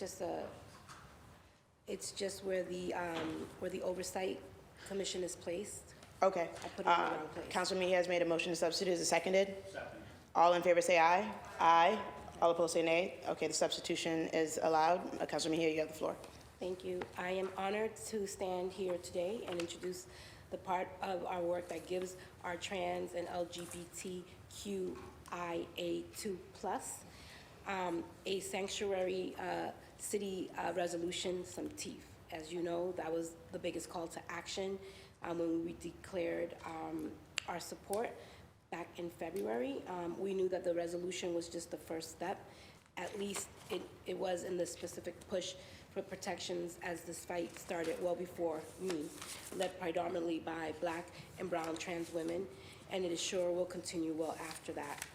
That said, in only a little over a month, we brought together over 40 community advocates to take this work to the next level in a way that balanced both the urgency and grace. The coalition we formed is made up of folks from all different backgrounds, but they stand united in the pursuit of visibility, accessibility, and dignity for all. And you know I always say all means all in their community. Together, led by the coalition chair, Chastity Broderick, and in partnership with our co-sponsors, the ACLU, the Mayor's Office of LGBTQIA2+ Advancement, Central Office, and the Government Ops Chair, we believe that we produced a strong ordinance that has two main components. First, the establishment of an LGBTQIA2+ Oversight Commission. The commission will serve as a body that is fully, truly a representative of the LGBTQ+ community, centering the voices and experiences of those who live at the intersection of multiple marginalized identities.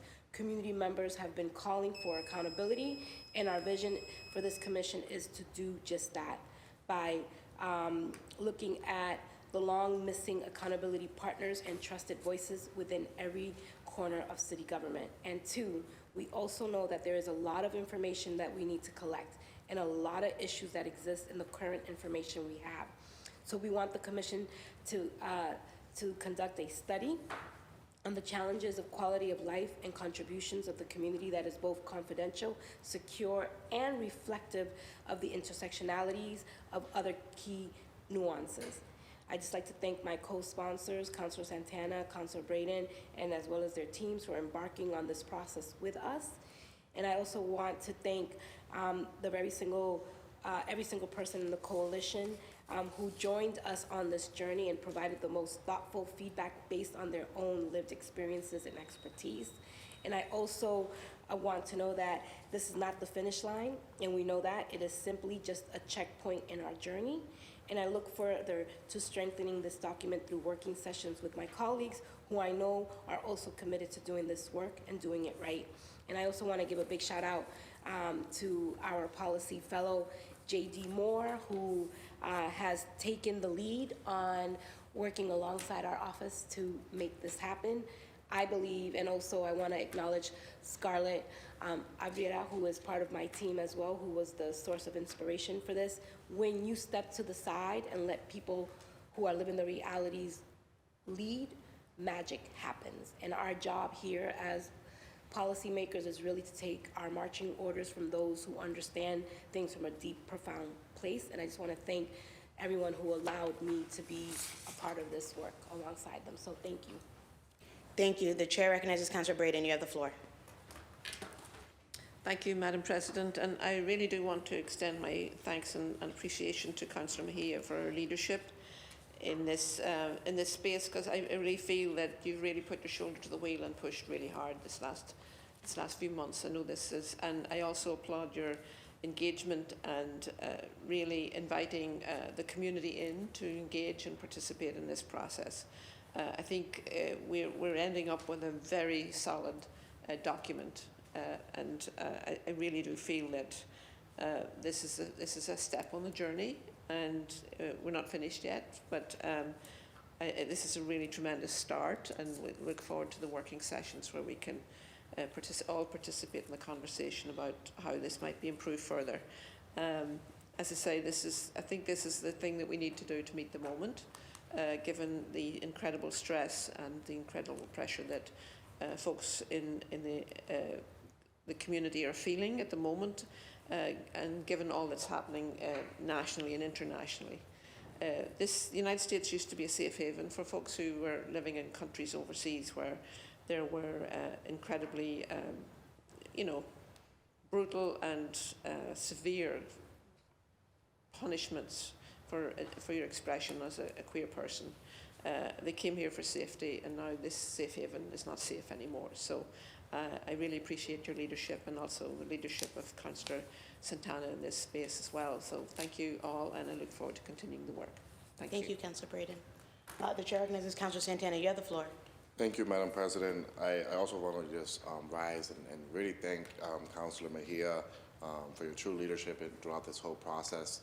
I know I was one of those people that when the resolution came forward, I thought that this was should have been done first, and in conversations with you, you said we're going to do the work, and you're doing it, and really appreciate the coalition that you've been able to really build, one that's so diverse and one that's reflective of our city, and so I just really want to thank that, and I really want to thank your team, in particular, JD, who's been just amazing to work with and who's been leading in this as well. And just definitely want to shout out also my team and Matthew and Gabby, who do so much for this community day in and day out. So, Boston is a city with a powerful legacy, home to the origins of the Transgender Day of Remembrance, and a place where people from across the LGBTQIA2S+ spectrum have organized, fought, and built community in the face of violence and systematic arousal. This commission will be the first of its kind in Boston, a space built by and for LGBTQIA2S+ residents to hold our institutions accountable and to advance policies grounded in equity, inclusion, and injustice. From healthcare access to youth support, from data transparency to intergovernmental advocacy, this ordinance gives the city the structure it needs to center LGBTQIA2S+ voices, especially those who are Black, brown, disabled, immigrants, elder, and youth. At a time when LGBTQIA2S+ rights are under attack nationwide, Boston must be a model of courage and care. This commission is a step forward, and I am grateful to stand with Councilors Mejia and Braden in bringing this forward. Thank you. Thank you. Would anyone else like to speak on this matter? I also, again, just want to thank the makers for putting this forward and for their deep work in the community to protect our most vulnerable residents. Would anyone else like to add their name? Mr. Clerk, please add Councilors Coletta Zapata, Durkin, Fernandez Anderson, Fitzgerald, Flynn, Murphy, Pepin, Weber, Worrell. Please add the chair. This docket number 0969, will be referred to the Committee on Government Operations. Mr. Clerk, could you please read docket number 0970? Docket number 0970, Councilor Louisiana offer the following. Petition for a special law and age waiver for Jason DeLeon to join the Boston Police Department. Thank you. The chair recognizes Council President Louis Jen. Councilor, you have the floor.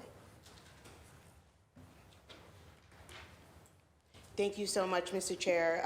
This is an age waiver petition for someone to join the Boston Police Department. I am seeking suspension and passage, and I do want to thank my colleagues. I believe Councilors Coletta Zapata and Pepin working on the age waiver home rule petition that would allow people to join the police department. This is a Boston resident, 45 years old, who has a family of Jason DeLeon, an entire family of law enforcement officers who wants to join the force, and I want to support him in doing that. And I want to thank Jeff Phillips for uplifting this. So I do hope that my colleague, Jeff Phillips of Mamleo, for uplifting this issue.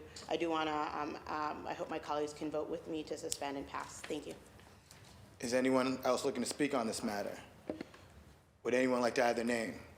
Mr. Clerk, can you please add Council Braden, Council Coletta Zapata, Council Durkin, Council Fernandez Anderson, Council Fitzgerald, Council Flynn, Council Mejia, Council Murphy, Council Pepin, Council Santana, Council Weber, and please add the chair. Council President Louis Jen seeks suspension of the rules and passage of docket number 0970. All those in favor say aye.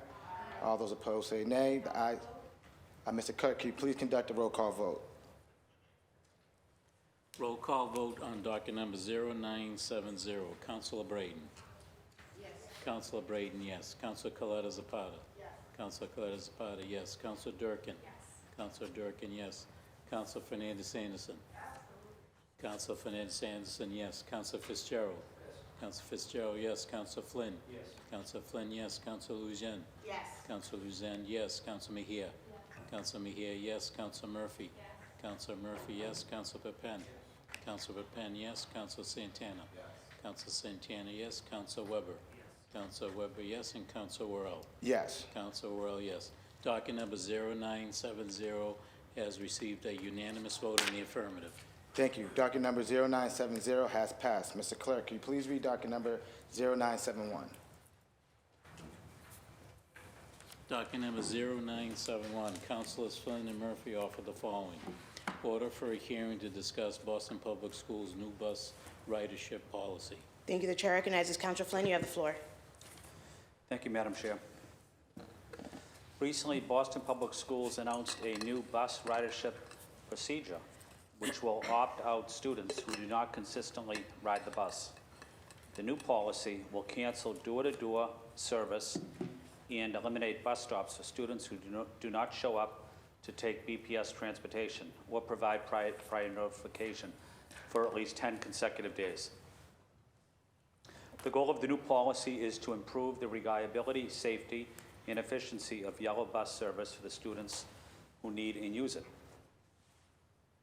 The procedure outlines that before opting out, BPS would communicate with families in advance that the student is being opted out and provide families 3 business days to confirm if they intend to continue riding the bus. Those who are opted out or do not respond will have their ridership paused with the option of reinstating transportation services available at any time. While this procedure could help streamline bus routes, there are outstanding issues that need to be addressed before this procedure should take into effect. As I understand, BPS is still working with another 1,000 students, including 400 students with disabilities, on bus services. I heard concerns that students with disabilities would be negatively impacted by this new procedure, which would take away what are required services for special education students. I also understand and know the need for efficiency in getting our students to school on time. Everyone knows that since September, I have advocated for BPS families when it comes to late and no-show buses. We cannot normalize the disruption that occurred this year for students, parents, teachers, and administrators. But before implementing this policy, I'd like to hold a hearing with BPS and BPS transportation leadership to get clarification on how this would impact the remaining BPS students, especially students with disabilities. I understand students and families deserve to have buses that are reliable and on time, but we also must ensure that all BPS students, students with disabilities, and their families are contacted, aware of, and understand the implications of this policy to ensure no student or family will be left behind. I also know that families with a student that has a disability have other challenges as well. Sometimes they don't have the luxury of having the ability to communicate effectively through a cell phone. Oftentimes the parent or the guardian is trying to get the student onto the bus or into a program, and there's very little time to communicate with BPS. But we should not penalize a BPS student with disabilities or their families. We should do everything we possibly can to support BPS students with disabilities. This policy right now, I could not support. We have to make sure that we provide every student with disabilities the opportunity to take transportation to and from school, and they should not be penalized for any reason at all. Thank you, Madam Chair. Thank you. The chair recognizes Counselor Murphy. You have the floor. Thank you, Madam President. I rise today to address docket 0971, which calls for a hearing to discuss the Boston Public Schools' newly implemented bus ridership policy. This policy, set to take effect in May, tomorrow, this month, introduces a procedure where students who do not utilize their assigned school bus for 10 consecutive school days without prior notification through the Zoom app will have their bus assignments paused. Families will receive a notification and have 3 business days to respond before the service is suspended. Importantly, students can reinstate their transportation, but it will take procedures and loopholes to jump through. And I do just want to uplift what Councilor Flynn had highlighted, that many families may not have access or be savvy enough to know that if they just put a message into the Zoom app that their bus service won't be paused, even if they never take the school bus for the entire year, if they just keep updating. So it's important that we make this equitable for all families. While I do believe the goal of improving transportation efficiency is commendable, and they are working hard at that, it is imperative that we scrutinize the potential implications of this policy to ensure it does not inadvertently disadvantage any students. Several concerns have been raised, and this has been brought to my attention months ago when principals and families first heard of the possibility of this new policy. One is a lack of consideration for diverse family circumstances. Families may have various reasons for not utilizing bus services consistently, such as temporary illness, family emergencies, or alternative transportation arrangements. We also know that many families opt out of the bus in the morning, especially if it's not reliable, because they need to get to work, so they make other arrangements. Potential impact on students with special needs. While the policy states that it does not alter a student's eligibility on their IEP, which would be written specifically about their transportation, there is concern about the practical implications. Communication and accessibility challenges. The reliance on the Zoom app for notifications and tracking may pose challenges for families without access to smartphones or those with limited digital literacy. Clear, accessible communication channels are essential to ensure all families are informed and can respond appropriately. And I do feel there's legal and equity considerations. Past investigations have highlighted that transportation issues can disproportionately affect students with disabilities and students of color, potentially violating their rights to equitable education access. It's imperative to assess whether the new policy upholds these students' rights and does not inadvertently exacerbate existing disparities that we know are there. There's also a need for an inclusive policy development, engaging families, educators, and community stakeholders in the development and implementation of this transportation policy, that it can lead to more Councilor Murphy, equitable. You're beyond the 3, it's beyond 3 minutes, so I'm you finishing need 2 up. minutes? Okay, please. I heard. I Please. was definitely Yes. finishing Yep. up. Thank you. Given these concerns, it's essential to thoroughly evaluate the new bus riderships policy implications on all students, particularly those from vulnerable communities.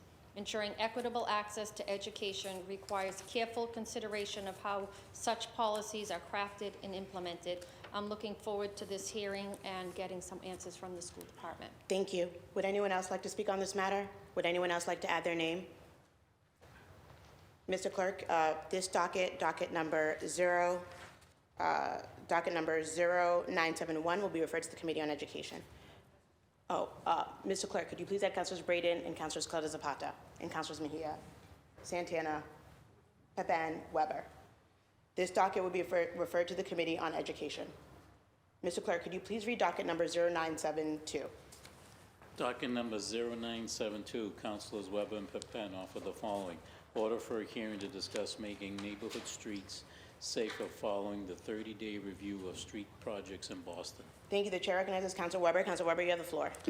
Thank you, Madam President. I would like to suspend the rules and add Councilor Murphy as a third co-sponsor. Councilor Murphy is so added. Councilor Weber seeks to suspend the rules to add Councilor Murphy as a third original co-sponsor. Seeing and hearing no objections, Councilor Murphy is so added. Councilor Weber, you have the floor. Thank you. I filed this hearing order as a follow-up to the mayor's 30-day review of street projects. I know people in District 6, and I'm sure in the other districts as well, have questions about how things are going to change as a result of that. But I find it impossible to talk about the review without focusing on the tragic death of Lenz Joseph. And so for that reason, I'm just going to cede my time to my colleague from District 5, Councilor Pepin. Thank you. The chair recognizes Councilor Pepin. You have the floor. Thank you, Madam President.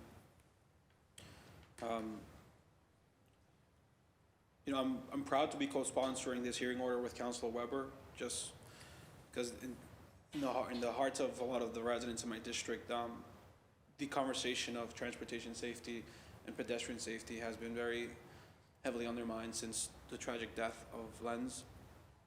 And we all know that while the investigation is still ongoing, trying to get to the specifics of what happened, we all know that it involved a vehicle, a school bus, and a child.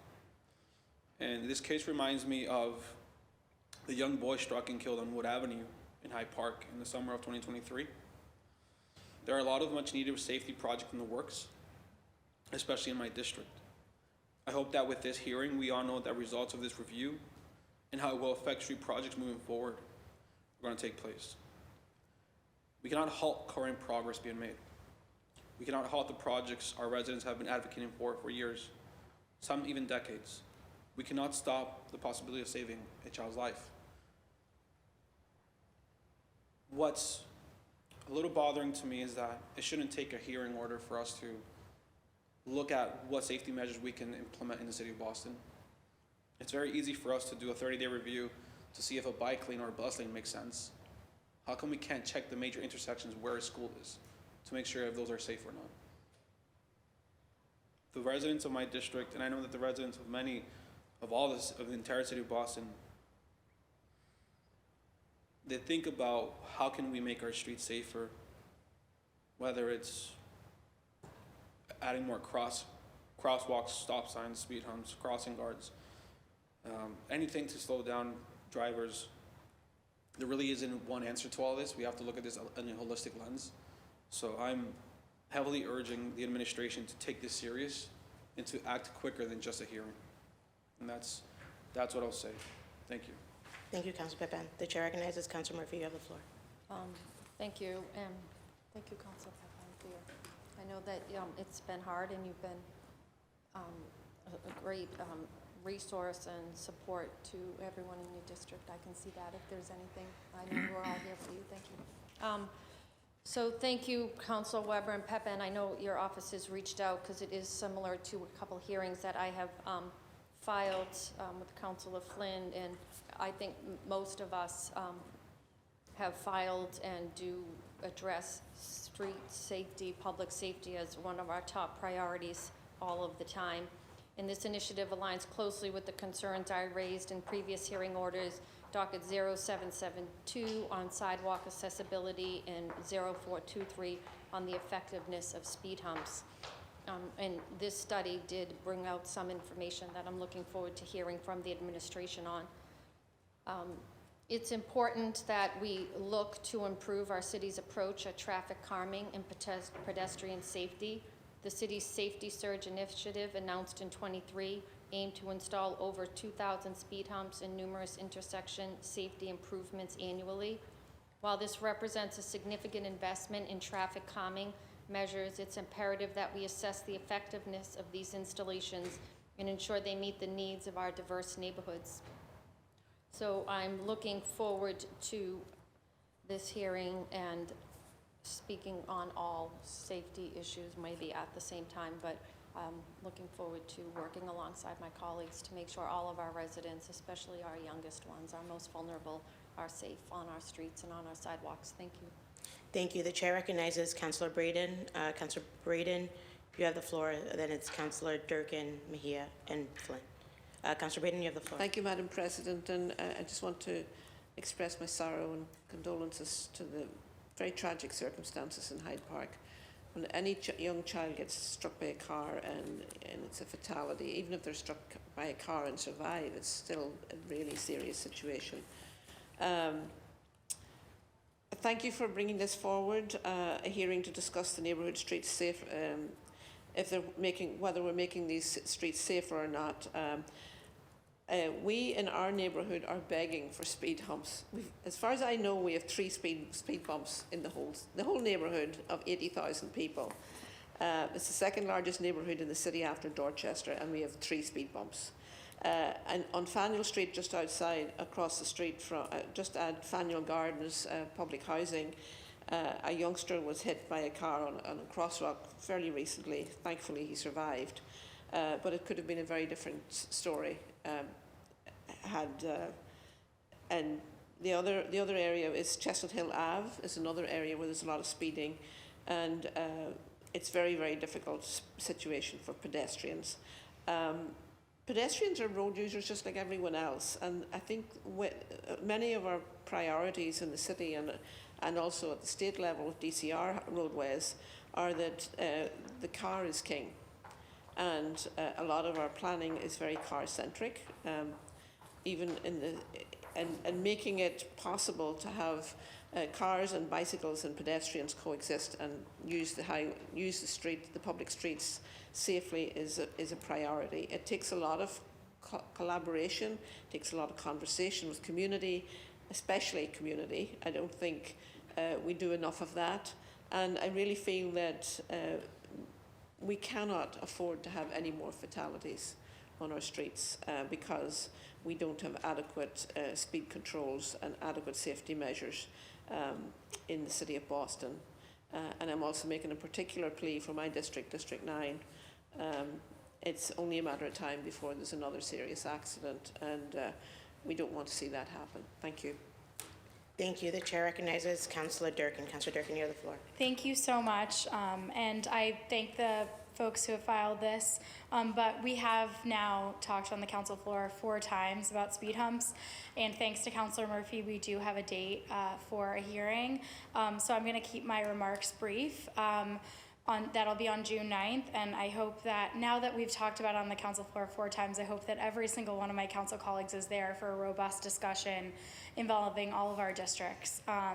I know that in my budget asks, I have requested speed humps in Beacon Hill because there's a lot of speeding inside Beacon Hill as a request of the Beacon Hill Civic Association Traffic and Parking Committee. I've requested them in the West Fens as a request from the Fenway Civic Association, and I've done a transportation walk with DCR on Park Drive in the Fenway where there's a lot of speeding, and I think I probably have the most DCR land in District 8. So I know how important this issue is. I know how important the multi-jurisdictional issues are, and I think there's some debate around whether I have the most DCR land, but I do have the Esplanade. So, but I'll just say that this is such an important issue, and I want to thank Councillor Murphy for hounding us to get that date, because I think that is going to be a great time. I will be looping in this hearing with the other hearing, and if there needs to be more robust discussion, we can always do a continuance and have 2 hearings on these particular dockets. So, so thank you. I know there's a lot of debate around speed humps, but I just want to say that my district is pro speed humps. They want them everywhere. There are some historic streets that people are, advocating against them, but in all, people are seeing a lot of speeding, and safety is a priority. So thank you. Thank you. The chair recognizes Councillor Mejia. Councillor Mejia, you have the floor. Thank you, Madam President, and thank you to the sponsors for filing the hearing order, and my condolences to the family. And I know it must be really hard for you, Councillor Bain. Oftentimes when things like this happen, the district councilor feels the heaviest. And I just want you to know, as an at-large city councilor, I'm here for whatever you need and however I could be helpful to you and your constituents. I also just want to acknowledge that our office has been working alongside your office and Councillor Flynn on a quality of life task force, and a lot of the conversations that we've been having in that space has been about pedestrian safety.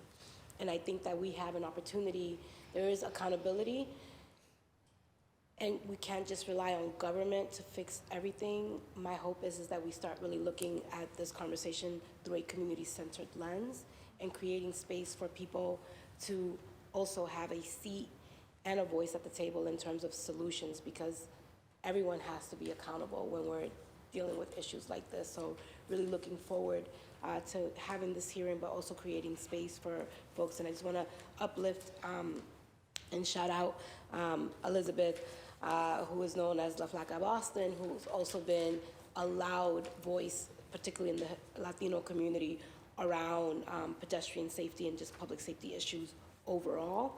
And we look forward to working alongside her and Councilor Pepen's office to dive in a little bit deeper and figure out what we can do outside of the political space to really address these issues. Thank you.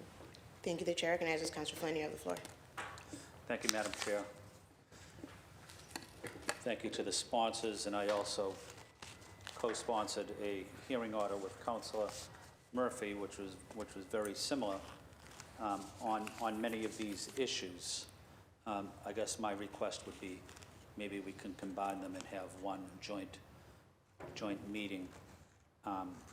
But to go over some of the issues that my and Councilor Murphy's hearing order would discuss is certainly speed humps, but also to address other traffic calming related challenges, violations, accidents, pedestrian safety in various neighborhoods across the city. Residents express the support for speed humps, citing improvements in traffic safety. Other residents raise issues of, as Councilor Mejia mentioned, quality of life issues, pedestrian safety issues, but also emergency vehicle access and the potential it has on response time. It's important to evaluate the effectiveness of these traffic calming measures. That was the hearing order that we filed. And we were requesting data from the Transportation Department, the Boston Police, to figure out the impact of traffic calming measures and on public safety. We are looking also for a comprehensive review of the effectiveness of traffic calming measures, speed humps, which I greatly support, accessing the impact on traffic speed and violations, 25 miles an hour, driving your SUV throughout the streets of Boston is excessive. I think the speed limit should be 20 miles an hour. I worked with Councilor Baker in May Walsh to get it down. But 25 miles an hour is very fast in the city of Boston. I also want us to analyze the impact of speed humps on traffic accidents, including accidents involving pedestrians in various neighborhoods, discussing concerns raised by residents relating to these challenges. And what I want to ask again is if we can combine some of these hearing orders, because myself and Councilor Murphy were waiting for a long period of time. And maybe this will speed up the process if we just have one meeting. But it's very similar to the hearing order we filed. But it is a timely issue.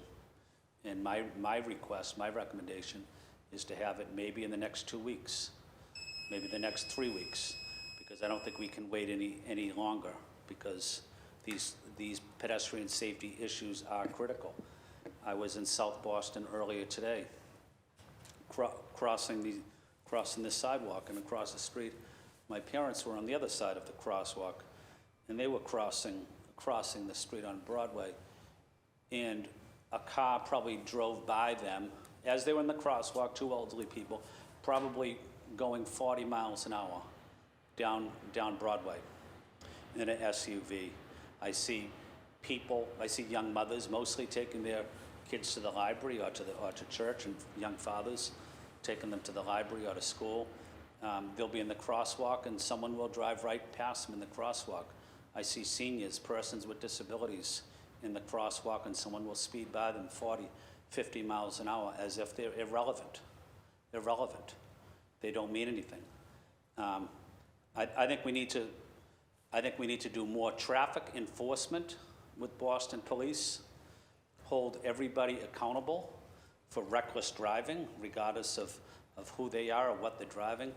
But I also think we need to reduce the speed limit from 25 miles an hour to 20 miles an hour. Thank you, Madam Chair. The chair recognizes Councilor Durkin. You have the floor. Thank you so much. Given the calendar being so packed with budget stuff, and given dates of when the folks that we specifically need at this hearing are available. The hearing is set for June 9th. If something clears up before that, we might be able to have a hearing earlier, but I just, you know, we worked really hard. I know Councilor Murphy and I worked really hard to get this scheduled, so hopefully that works for everyone. I would encourage counselors that have issues with speeding and speed humps to reach out to the transportation department for any needs that are immediate, but that this hearing should serve as both to look backward and to look forward. And I know the administration is excited to take part, and as the Safety Surge program is their invention. So thank you. Thank you. And thank you, Councilor Durkin, for working on that and for the hearing, scheduling the hearing, and also for your efficiency in working to get the hearing scheduled. So thank you. Would anyone else like to speak on this matter? Would anyone else like to add their name? Mr. Clerk, could you please add Councilors Braden, Caleta Zapata, Durkin, Fitzgerald, Flynn, Mejia, Santana, Worrell, please add the chair. This docket number 0972, will be referred to the Committee on Planning, Development, and Transportation. Mr. Clerk, could you please read docket number 0973? Docket number 0973, Councilor Flynn offer the following. Order for a hearing to discuss implementation of 7 nights per week residential parking only policy in South Boston. Thank you. The chair recognizes Councilor Flynn. Councilor Flynn, you have the floor. Thank you, Madam Chair. Over the last year and a half, BTD has informed me that they would implement my plan to implement a 7 nights per week residential parking only policy throughout all areas of South Boston that did not currently have overnight restrictions. I am seeking an update. The parking crisis in South Boston has become increasingly unsustainable. A 2023 Boston Transportation Department study indicated that there were over 29,000 active resident parking permits in only 10,600 on-street parking spaces. As the city also shifted to a policy of automatic renewals, instead of coming into City Hall and providing proof of residency, I requested an audit of all South Boston residential parking permits. Thousands of incorrect permits were revoked due to my leadership. But residents continued to ask for enforcement and question the policy of automatic resident parking permit renewals that continued since the pandemic. Meanwhile, South Boston continues to absorb a significant amount of Article 80 development. While a number have gone through a thorough community process and gained support of neighbors, civic groups, and elected officials in the midst of our housing crisis, developers have reported being stalled with requests to cut already agreed upon parking ratios and adhere to BTD's recommendation parking guidelines of 0.5 spots per unit and disregard local zoning regulations. We had one yesterday with 70 units, 0 parking spaces. That's not sustainable.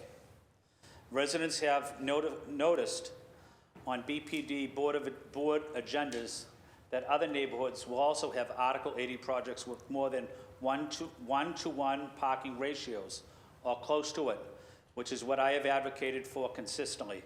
They ask, why is our community being held to a different standard?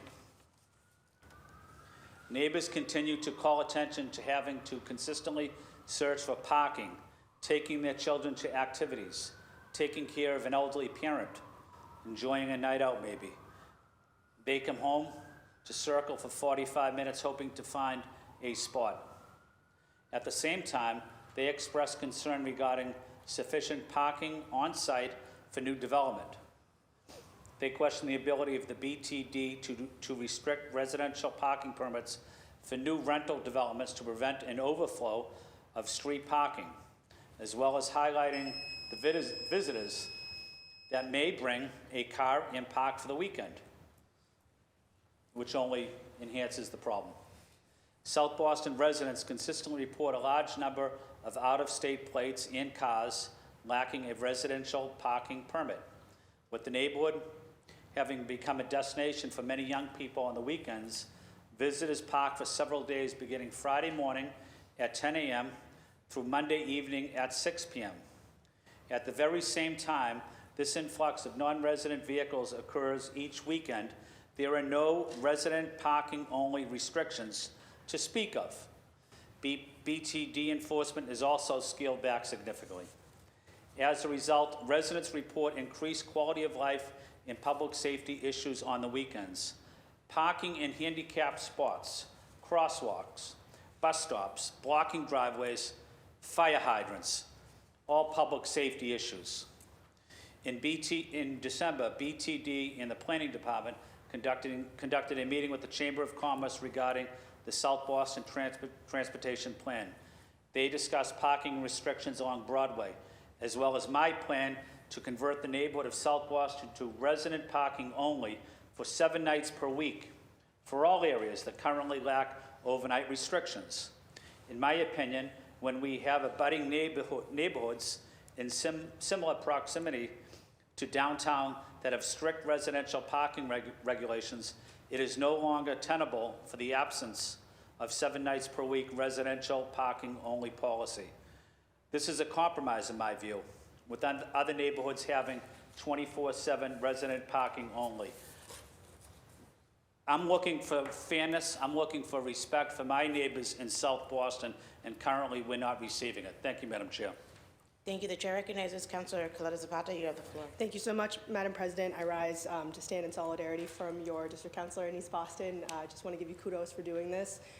We got a chance to dive deeper into parking regulations a couple years ago and realized that over time, and it's not contributed to any one administration, parking regulations happened on an ad hoc basis. There was no zoom out to understand what the holistic parking regulation or holistic parking regulations across the city look like, and right sizing our parking enforcement to match it. What would happen is that a constituent would make a request, the signs would go up. We wouldn't know if there would be enough coverage of parking enforcement officers based on that particular district, and it didn't really make sense where if there were parking regulations in the daytime but not the nighttime. So I just wanted to rise and say I support this, and just kudos to you. Unfortunately, I'm sorry to say this to my district councilor from South Boston. I use South Boston as an example of what it means to not plan effectively when you have major developments coming or major developments that are proposed, because the parking situation, from what I've heard from friends that live there, folks that I know, it is just untenable.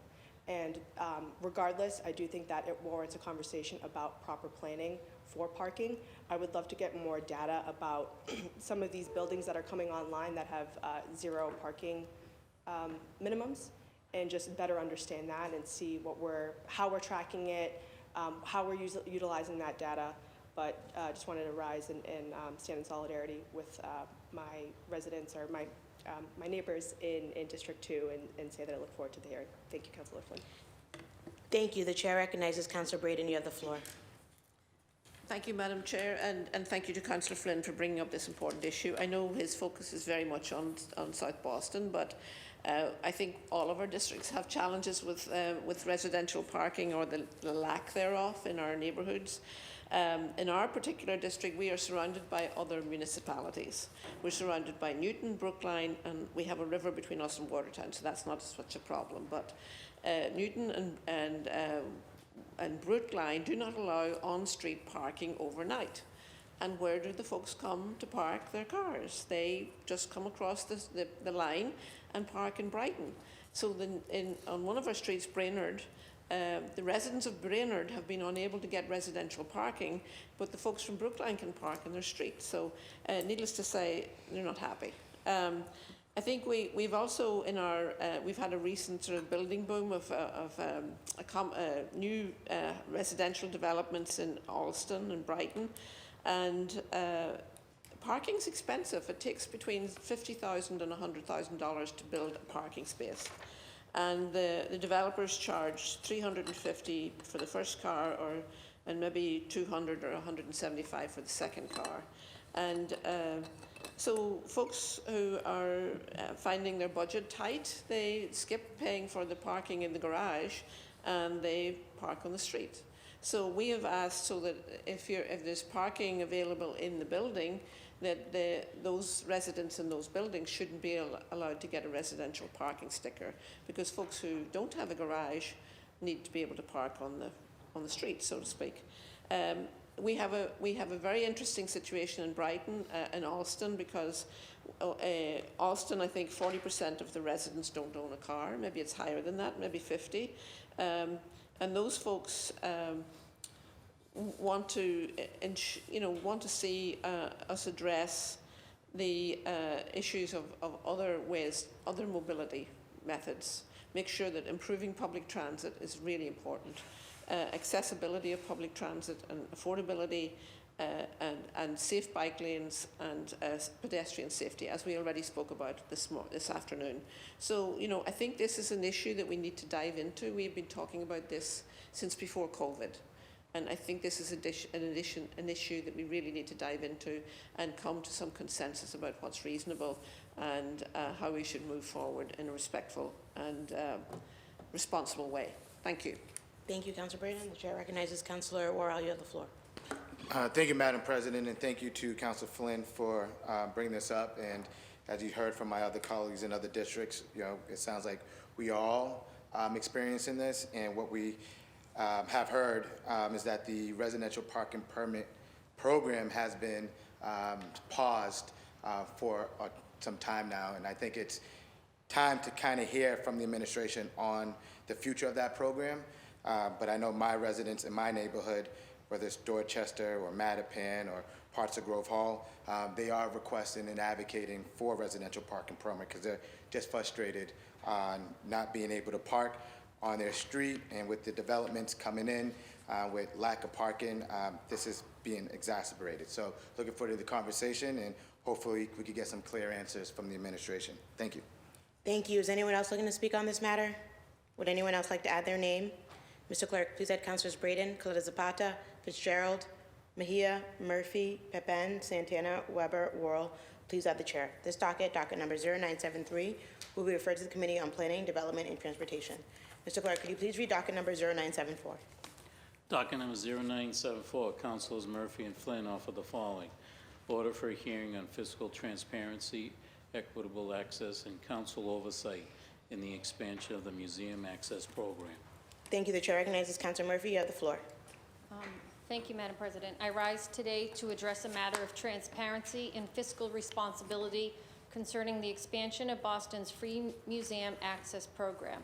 Last year, I filed, along with Councilor Flynn, a hearing order, docket 1351, which was referred to the Committee on Education to discuss the extension of free museum passes exclusively for BPS families.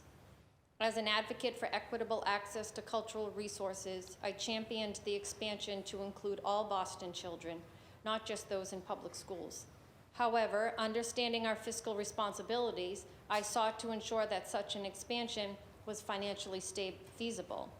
Despite scheduling that hearing on this matter, the administration declined to send any representative, leaving our questions unanswered. Now we learn that the administration has made arrangements with participating museums to forego their voluntary payment in lieu of taxes, also known as pilot, contributions without informing the council.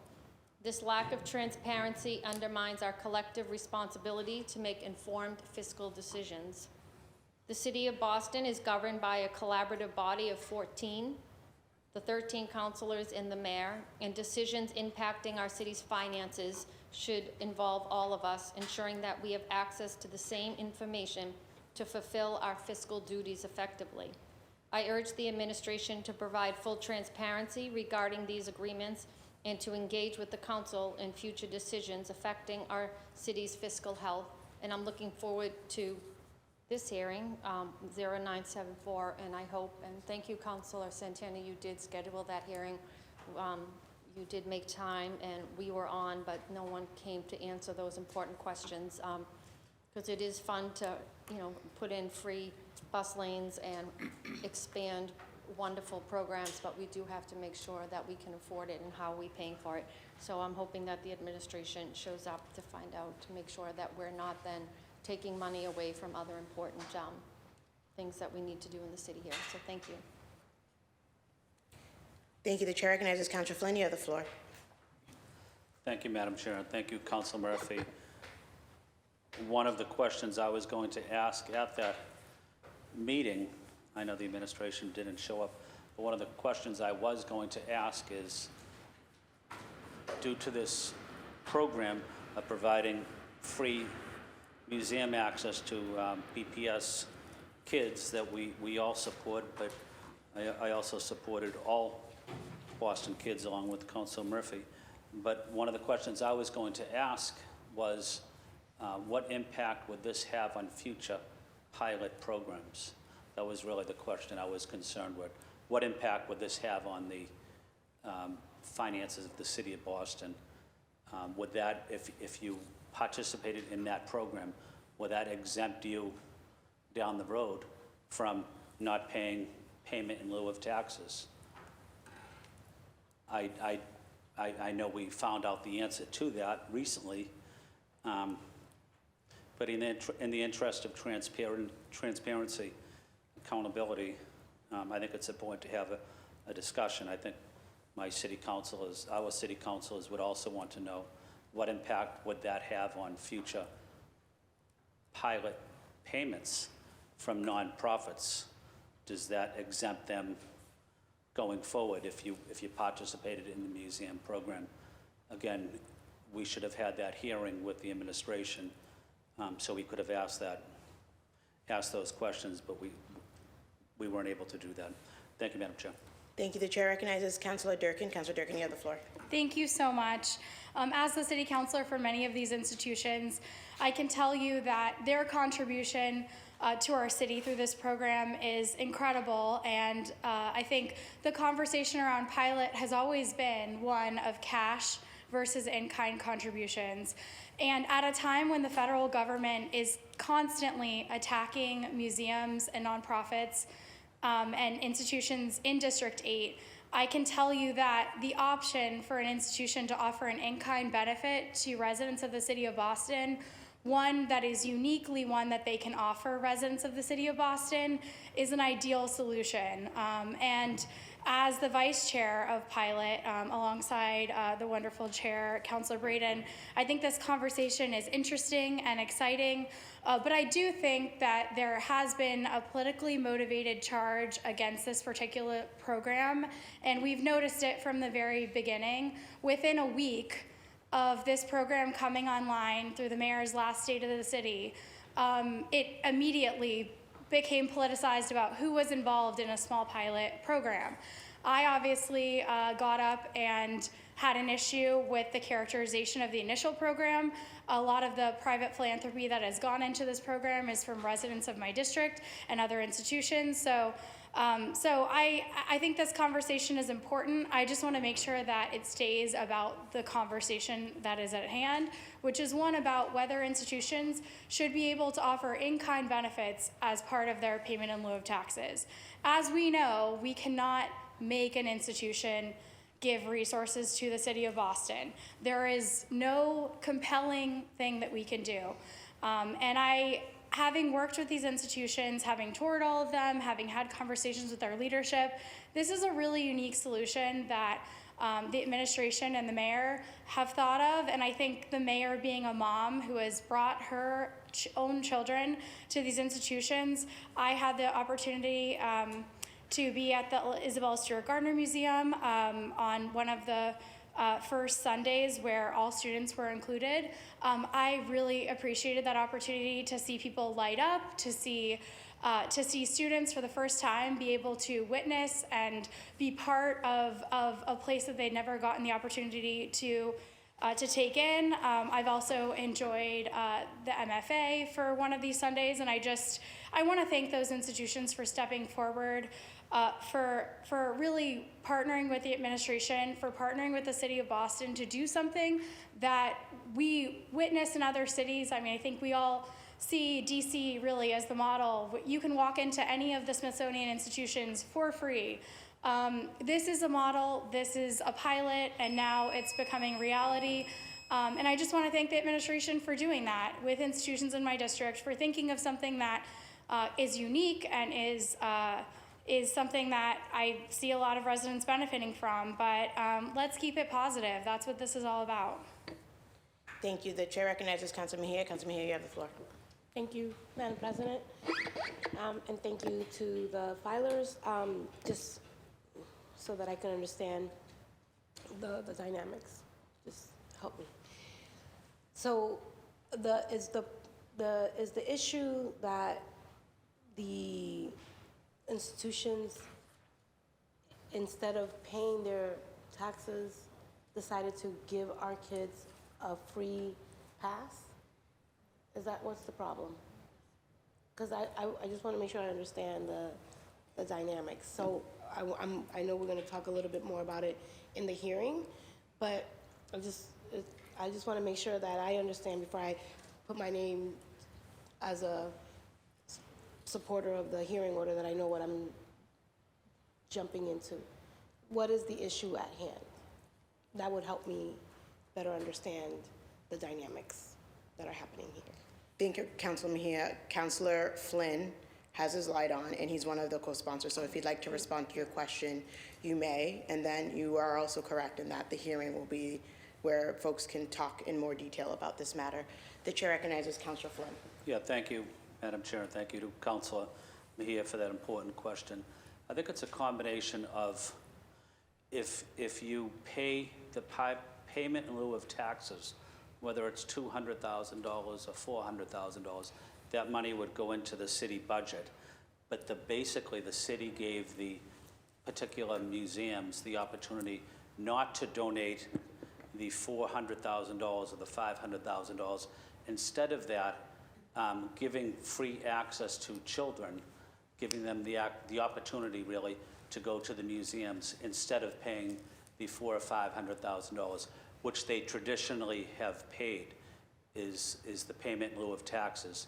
So it's a significant amount of money for the handful of museums that were given that opportunity or option to kind of not pay that payment. Instead of that payment, they work with the city to give them free access to children for these wonderful, wonderful museums. Hope that answers that question. And Madam Chair, I do want to respond.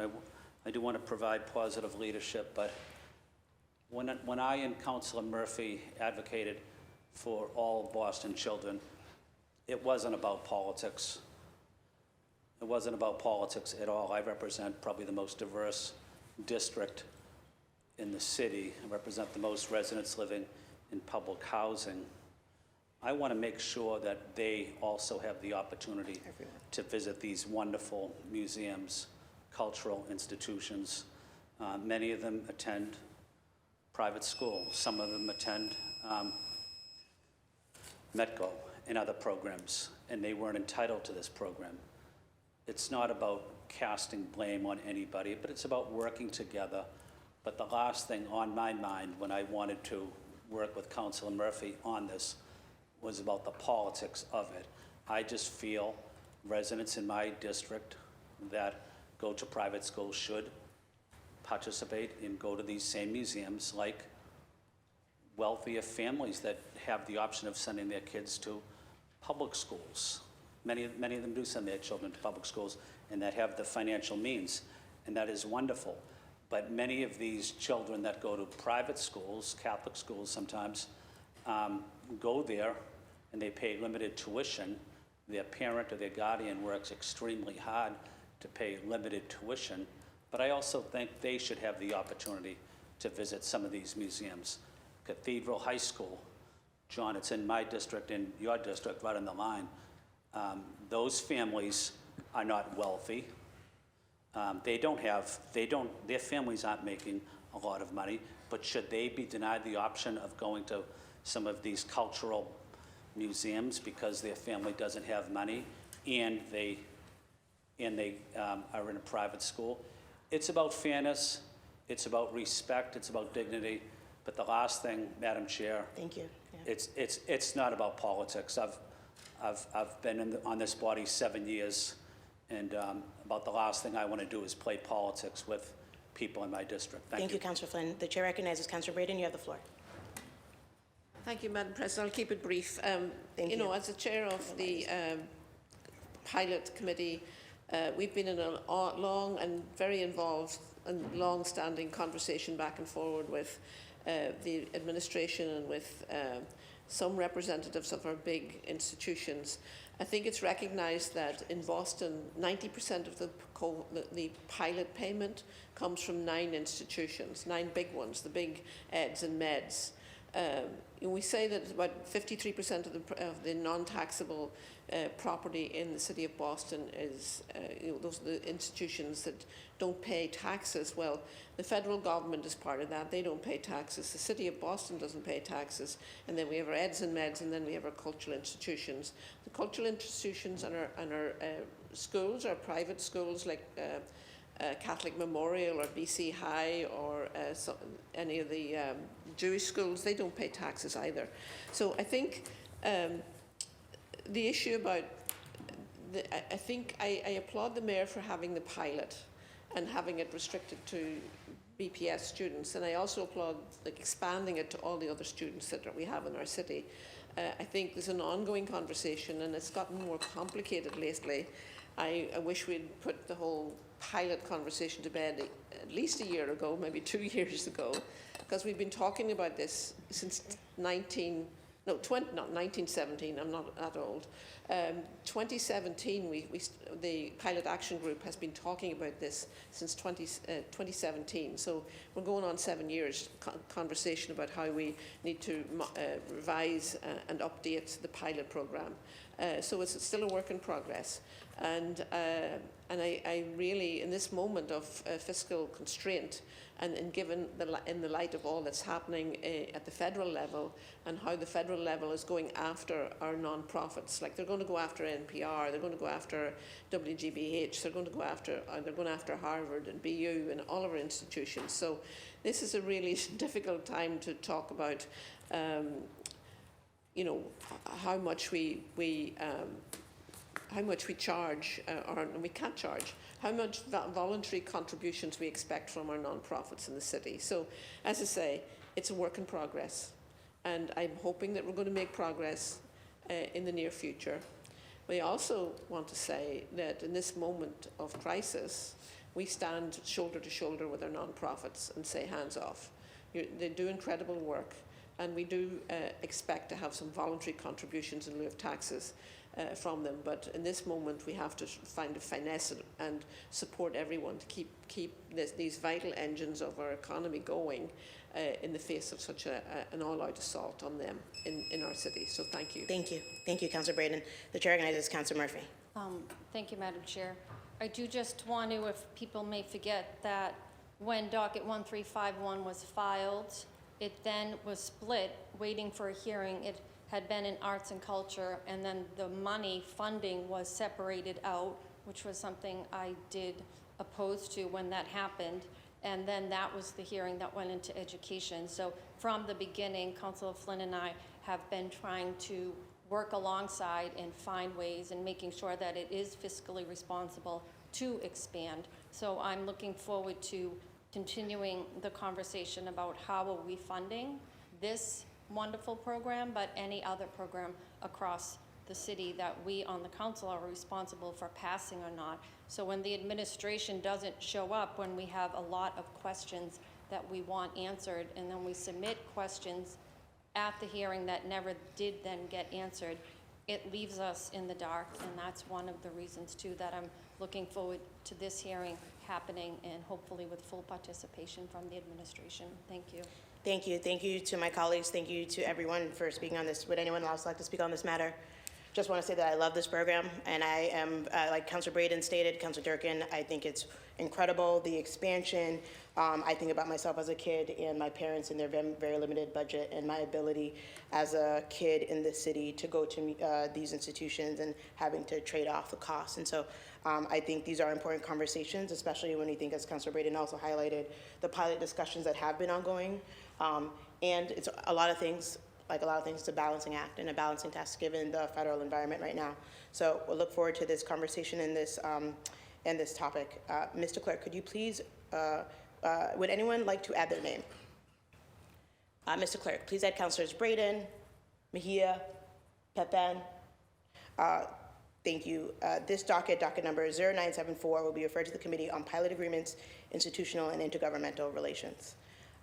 Thank you, Mr. Clerk. Before you read docket number 0975, there's just one small thing that I wanted to state about when we were speaking, and Councilor Durkin left, which is why I wasn't able to speak about it immediately. But it's for docket number 0972 that's planned and that you stated June 9th is the date, but you also did state that you would maybe have more than one hearing. That may be required if for some reason June 9th must be the date. I do want to just pay respect to the fact that Council Weber's son is graduating that day. And so it's a hearing order that was filed in his, that he filed. So, I mean, maybe folks will be able to work something out, but I just wanted to put that on the table that his son is graduating, and therefore that's going to be I don't want to get into it because I know that we are well-working, capable people of working together and can discuss the scheduling, but I did just want to uplift that. Thank you. Mr. Clerk, could you please read docket number 0975? Docket number 0975, Councilor Braden offered the following. Order for a hearing to discuss the availability of cooling centers in the city of Boston during extreme heat emergencies. Thank you. The chair recognizes Councilor Braden. Councilor Braden, you have the floor.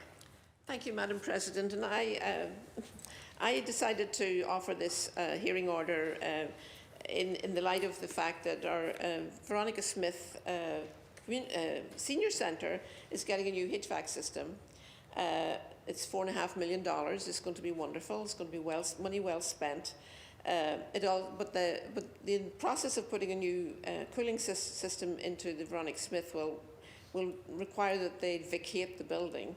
And I think it's scheduled to happen in September. So I made sure that it wasn't going to happen within this heat season, but we do get hot weather in September. That said, I'm delighted they're getting a new cooling system, new HVAC system. But our cooling centre in the city, in Alston Brighton, has always been the Jackson Mann Community Centre.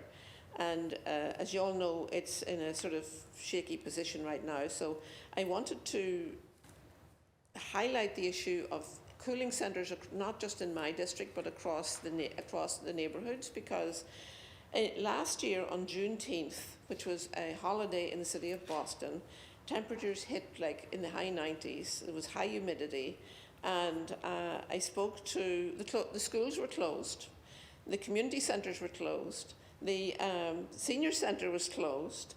BHA had all their kids home from school that day, and they were really scrambling to find splash pads and misting tents to try and keep people cool. Increased temperatures, like these heat waves that we have, every year gets hotter than the previous one in the city of Boston and globally. So we are right in the midst of it, just like Councillor Coletta frequently references the flooding hazards. Heat days and extreme temperatures are another of the hazards of climate change, and we need to be prepared. So I just want to make sure that all of our cooling centres are up and running and ready to go. We get extreme heat in May, we get extreme heat in June, July, we get extreme heat into August. We might not get the 5-day sessions. The other thing that we had in this incidence of utility, we had a utility outage in Brighton a few years ago, the year before last, and it was a voluntary outage. It wasn't a brownout, but the utility companies needed to shut the system down so they could do urgent repairs to prevent a catastrophic outage that would have knocked the electricity out from 2 of our hospitals, St. Elizabeth's and Franciscan. So we didn't have, they put the power off for 24 hours. And there was no plan. We didn't have a cooling centre ready to go. And constituents were calling, can I bring my pets? Can I bring my pets to the cooling centre? And then in those instances, how do we communicate with our vulnerable communities, our elders and people with illnesses that require using a breathing apparatus? I had a patient once in South Boston, actually. There was an outage overnight and she was bedbound but had a mattress that inflated and deflated to prevent pressure sores. And during the outage, when I went to see her the next day, she had developed pressure sores overnight from not having a power to run her medical equipment. So I think this is a really important thing we need to sort of dig into, and I look forward to the conversation. Thank you. Thank you. The chair recognizes Councillor Flynn. You have the floor. Thank you, Madam Chair, and thank you to Councilor Braden for this important discussion. Cooling centers are critical.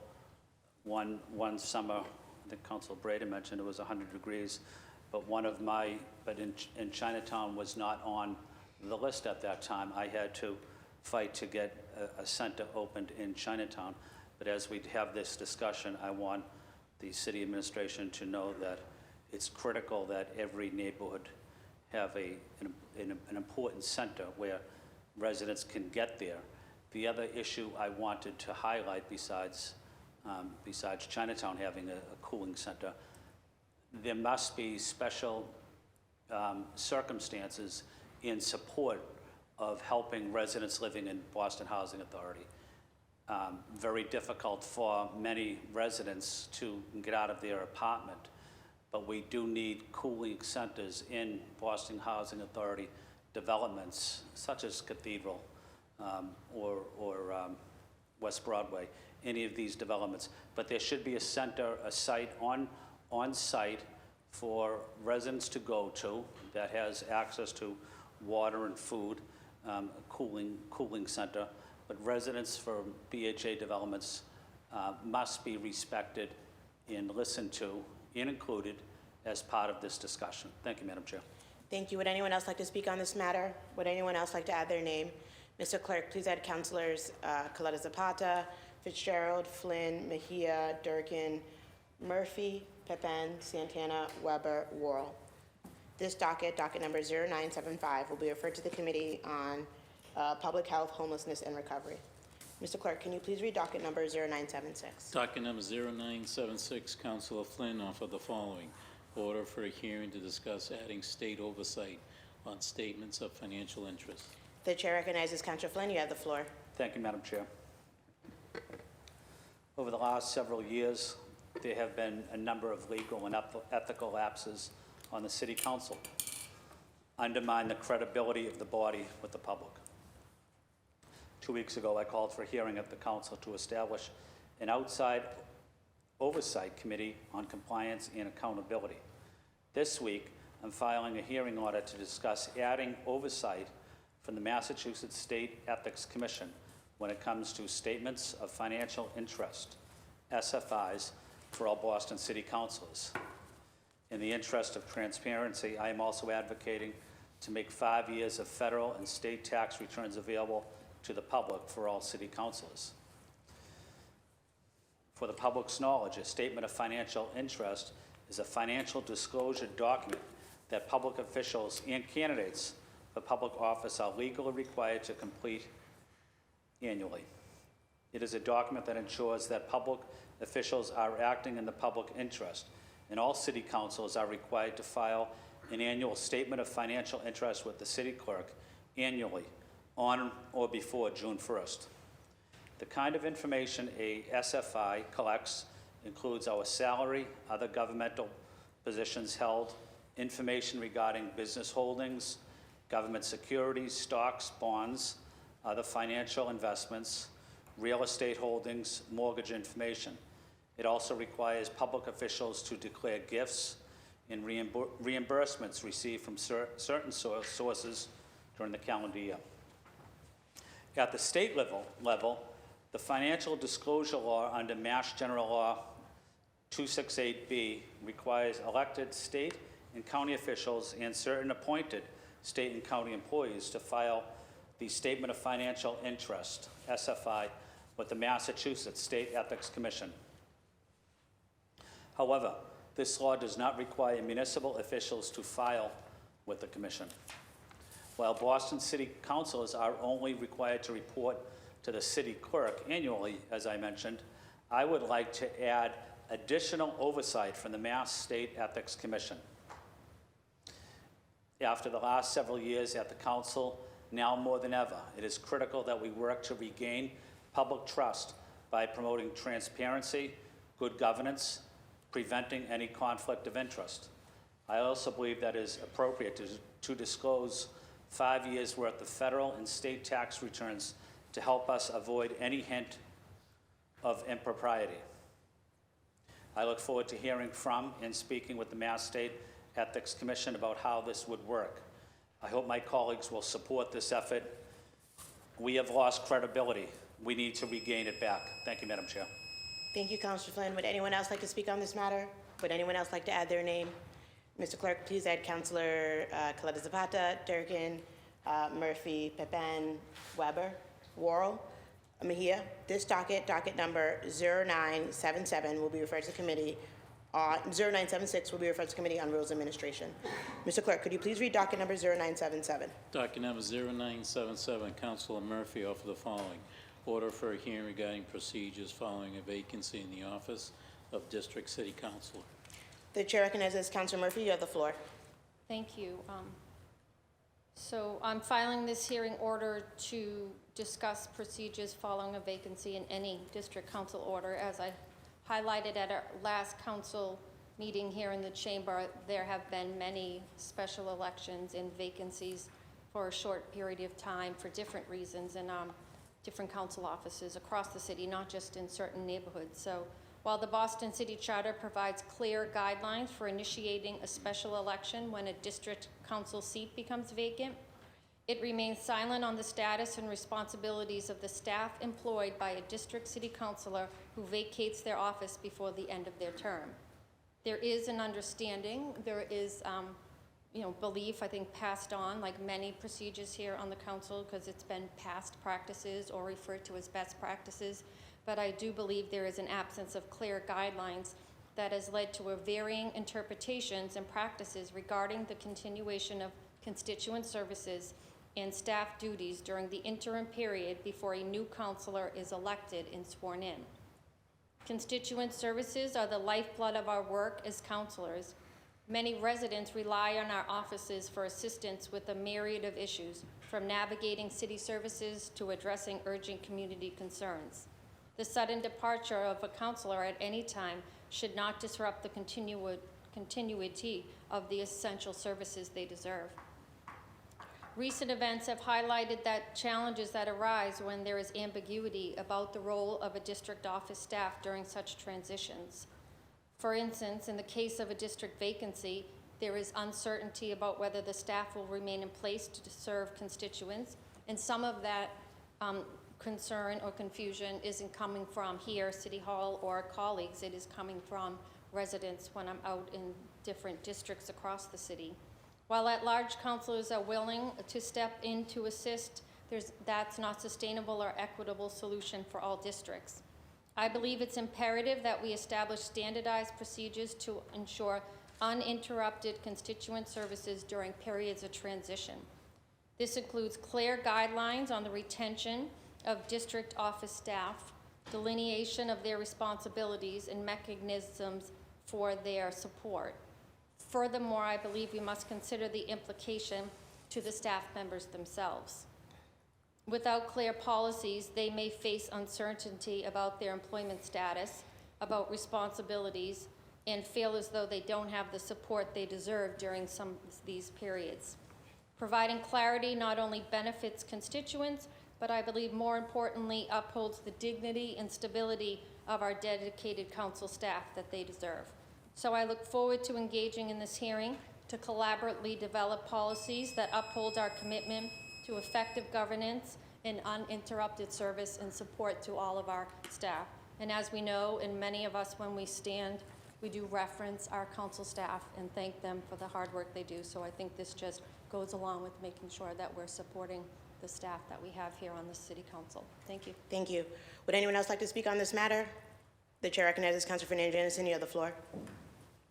Thank you, Madam President. I guess, just a 1,000 questions about the filer's previous engagement with District 7. What does she know about District 7? What does she know about the policies, the work, the projects, the programs that District 7 is working on? Does she know the status of any parks or any capital, anything improvements in District 7? Would looking forward to the conversation. Hopefully the hearing can be scheduled soon. But also, there is already rules in place, right? You, the council president, is in charge. And so there are obviously protocols. Filing this just feels like we don't know that those rules exist. And we've already been in communication with your office, Madam President, about coordinating all of these transitions. My office in the past years have been extremely organized with databases, data research, and from constituent services all the way to policy. Considering that it's only going to be constituent service space, there is a plan, and I guess I would have liked to see the at-large counselor be more involved in the past 3 years in understanding all of this, but blindly, filing something like this is alarming because it would seem that you don't know anything about District 7. But I look forward to the conversation. Madam President, I have faith that you are more than capable to be able to execute those rules in place. And I'm happy to provide my transition plan as soon as is ready. And that has to be done in partnership with the district, of course. We have an advisory council that is composed of 63, now 63 strong civic associations and neighborhood groups. And they are the experts on the ground with everything District 7. And so my staff just like to take a moment to say thank you to my amazing, very capable staff who will be divided by neighborhoods to provide constituent service. Of course, now more than ever, more hands-on in constituent service. But there is a plan. Let's not pretend that there isn't one. And there are rules. And Council President is standing right there. So she's going to do her job. And so I look forward to any questions in this hearing. I'm still here. Look forward to that conversation so that we can soften the landing for the district. If it is truly about the constituents, then let's talk. Let's not pretend people are just not here, not doing their job. Thank you. Thank you, Councilor Fernandez. In this docket number 0977, we refer to the Committee on Rules Administration. Mr. Clerk, could you please read docket number 0978? Docket number 0978, Councilor Papan offered the following. Order to adopt Chapter 270 of the Acts of 2024 regarding local law enforcement continuity between the City of Boston and the Town of Dedham. The Chair recognizes Councilor Papan. You have the floor. Thank you, Madam President.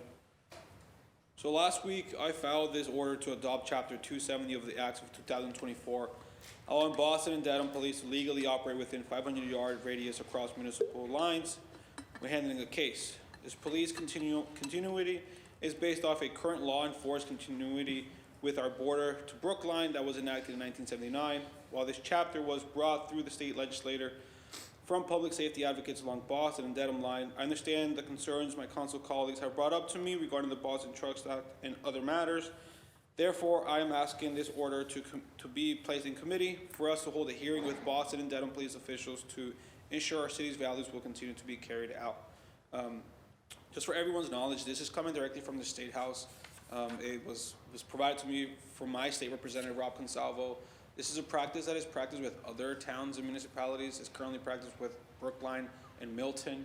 So this is something that should have been done about 20 to 30 years ago, but it wasn't. So I think that having a hearing about it will be good for us to learn and just make sure that it happens the right way. So thank you, Madam Chair. Madam President. Thank you. Is anyone else looking to speak on this matter? Anyone else like to add their name?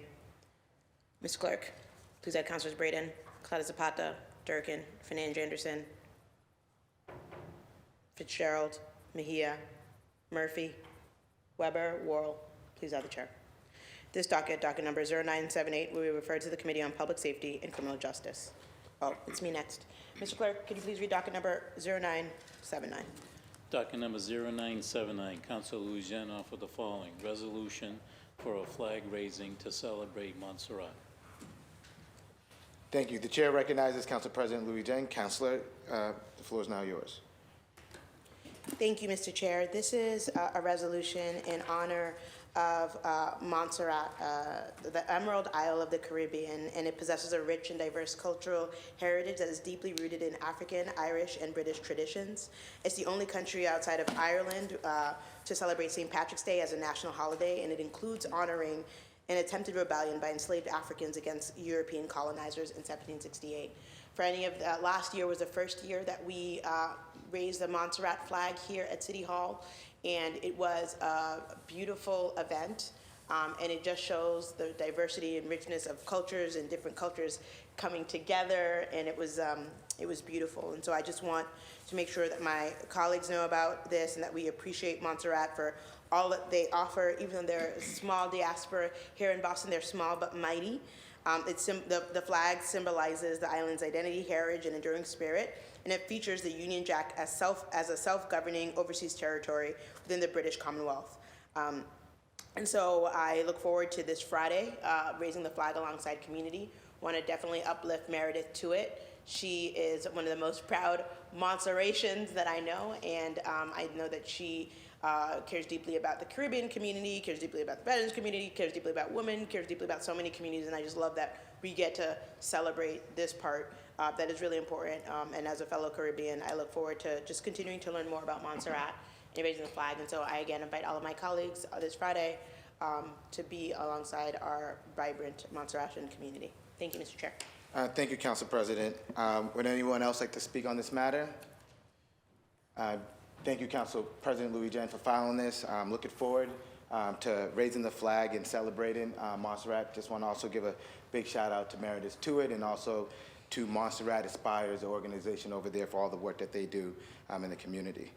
Would anyone like to add their name? Mr. Clerk, can you please add Council Braden, Council Coletta Zapata, Councilor Durkin, Councilor Fernandez-Anderson, Councilor Fitzgerald, Councilor Flynn, Councilor Mejia, Councilor Murphy, Councilor Pepin, Councilor Weber. Please add the chair. Council President Louis Jeng seeks suspension of the rules and adoption of docket number 0979. All those in favor say aye. All those opposed say nay. The ayes have it. Thank you. Docket number 0979 has been adopted. Mr. Clerk, can you please read docket number 0980? Docket number 0980, Councilors Murphy and Flynn offer the following. Resolution in recognition of National Public Safety Telecommunicators Week and in support of legislation to reclassify and protect 911 dispatchers. Thank you. The chair recognizes Councilor Murphy. Councilor Murphy, you have the floor. Thank you. This resolution recognizing National Public Safety Telecommunication Week and expressing our support for legislation to reclassify and protect our 911 dispatchers. So I'm proud to file this along with Councilor Flynn, and I would like to suspend the rules and add Councilor Fitzgerald, if there's no objection. Councilor Murphy seeks to suspend the rules to add Councilor Fitzgerald as the third original co-sponsor. Seeing and hearing no objections, Councilor Fitzgerald is so added. Councilor Murphy, you have the floor. Thank you. Each year during the second full week of April, we honor the dedicated professionals who serve as the critical link between our community and emergency services.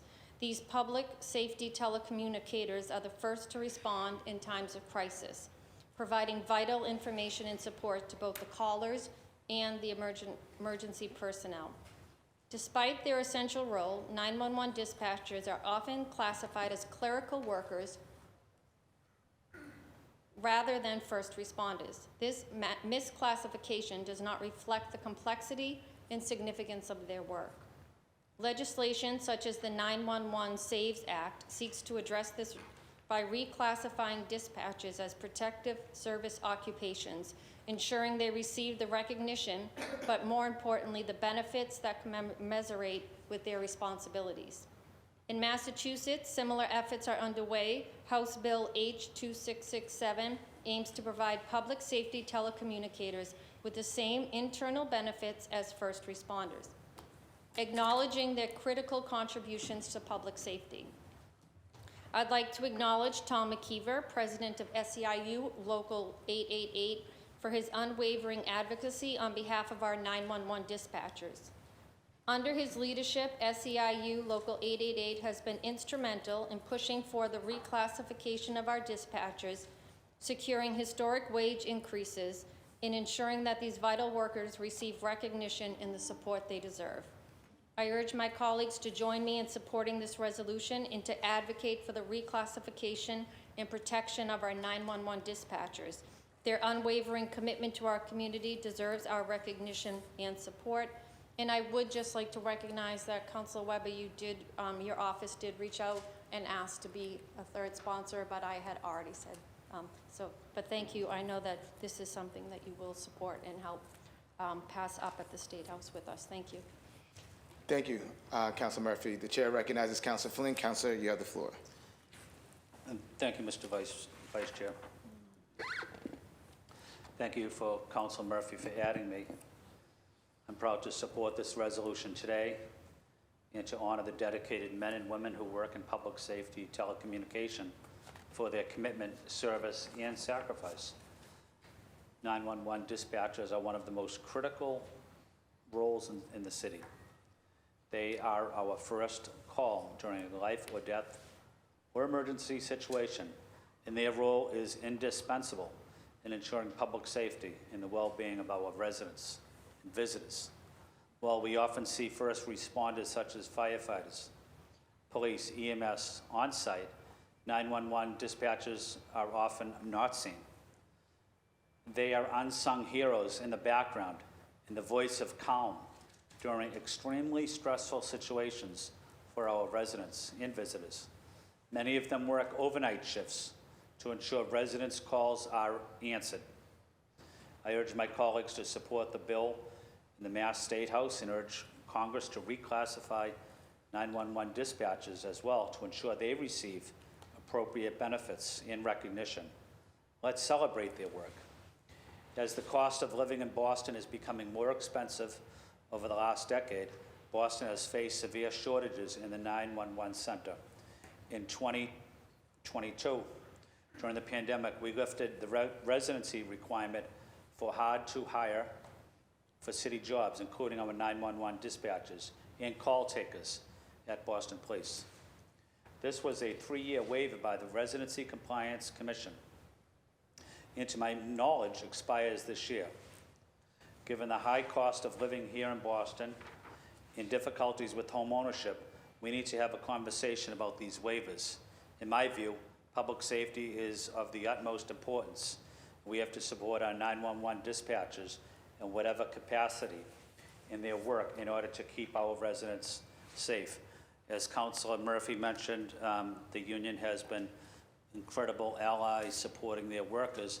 I also want to acknowledge our previous colleague who did tremendous work in supporting 911 operators, and that is City Councilor Michael Flaherty. Thank you, Madam Chair.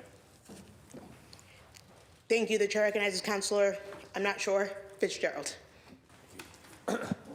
Thank you, Madam President. It's hard to be a first responder if at first you're not, if no one picks up the phone at first. So I'm much in support of this reclassification and also recognizing everybody that are in this telecommunications, the Safety Telecommunications Week. Thank you to Councilor Murphy for allowing me to be a co-sponsor on this. But yeah, I've toured the 911 facility, their headquarters. It's a tough job. There's not as many people there you think answering phones, which is kind of a scary thought. And it's because there's a lot of burnout in the job. It's tough hours and you have to deal with a lot of stressful situations. So anything that goes to support them and retain them, I think is better for our safety in the long run. Thank you. Thank you. The chair recognizes Councilor Durkin. Councilor Durkin, you have the floor. Thank you so much. Given that there's 5 bills listed here, I'm a huge supporter of SCAU 888, but because 2 of these are federal bills that I haven't read, I'd like to request a 5-minute recess so that I can read the bills that are listed within this docket. Oh, was there a third on this docket? I just want to clarify. Oh, it was, okay, it was Fitzgerald was a third. Sorry, that's why I wasn't sure which order. Okay. It's 3:11. We will be in recess until 3:20.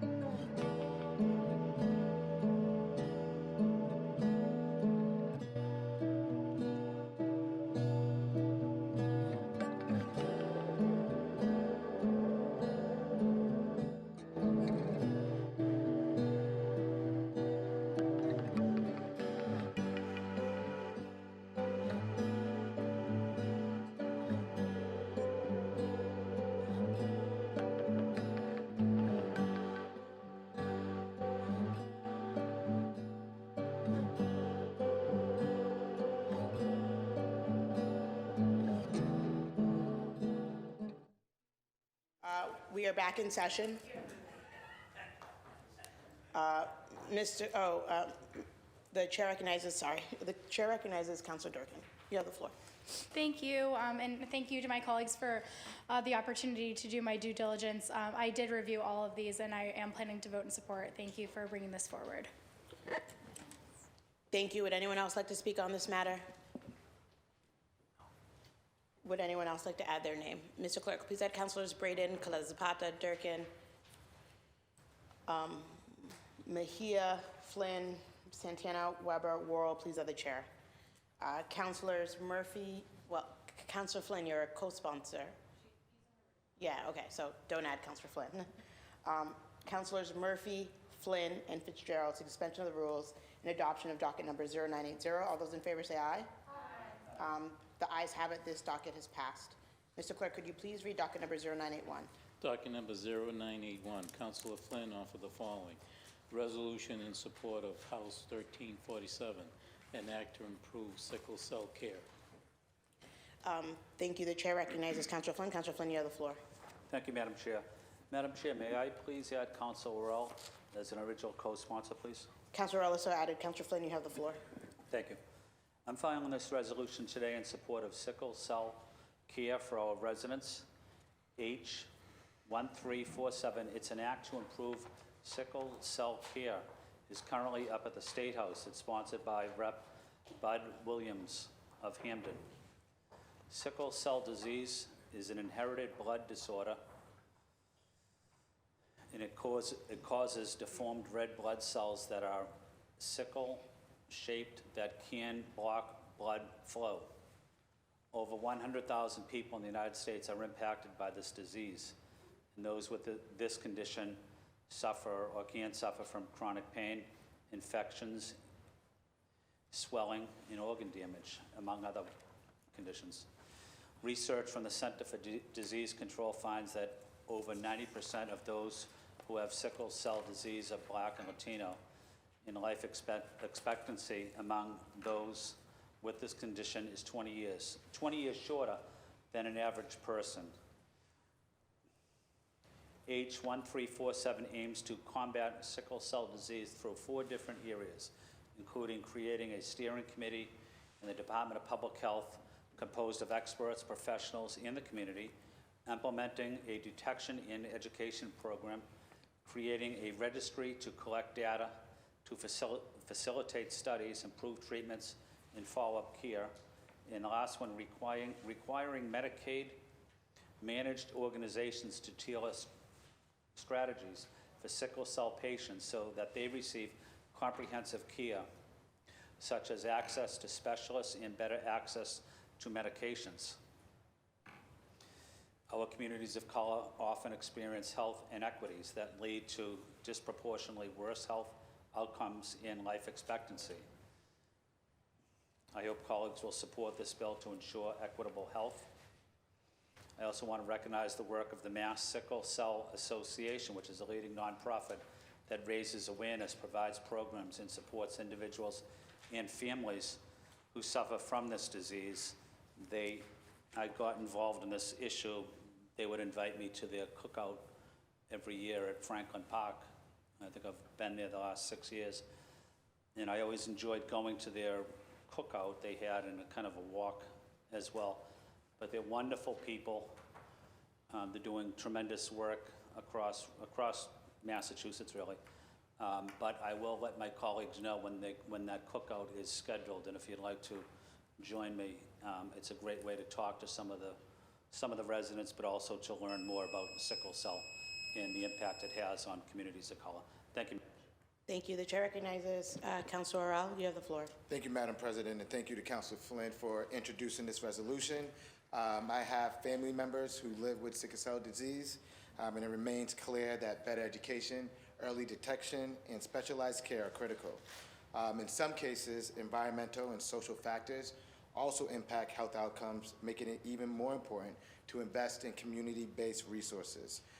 Unfortunately, Health and Human Services at the federal level recently reorganized, eliminating the Division of Blood Disorders, which oversaw sickle cell data collection. We now have no centralized way to study this disease that disproportionately affects the Black community. This bill, H1347, an act to improve sickle cell care, puts a lot of the remaining work at the state level, and I'm proud to champion this cause alongside Councilor Flynn on the city side. We need to do more, not less, for the sickle cell community, and also a big shout out to the Mass Sickle Cell Organization. Thank you. Thank you. The chair recognizes Councilor Braden. You have the floor. Thank you, Madam President, and thank you, Councillor Flynn, for bringing this forward. And I think I'm probably going to just reiterate some of the points that Councillor Worrell made. I think our research into rare diseases is under threat. Sadly, we seem to talk about nearly every issue we talk about this is touched by the incredible sledgehammer approach to almost every government-funded program in Washington at the moment. So we're very aware of the racial healthcare disparities in our city, and we are also very aware of the social determinants of health and how our social policies impact the health and well-being of our everyday residents across the city, but in particular our communities of colour. And you know, sickle cell disease is one of those diseases that's a rare disease that there's ongoing research as to how to track its incidence and improve the treatment thereof. And it's one of many diseases that very important research has been going on. It's easy to get funding for the big blockbuster diseases, but these more rare diseases are lower incidence. And, you know, as I know from working at Perkins School for the Blind, we had many kids with very rare syndromes. We had one young man who, as far as we knew, he was the only one that was known to the world because he had a rare disease.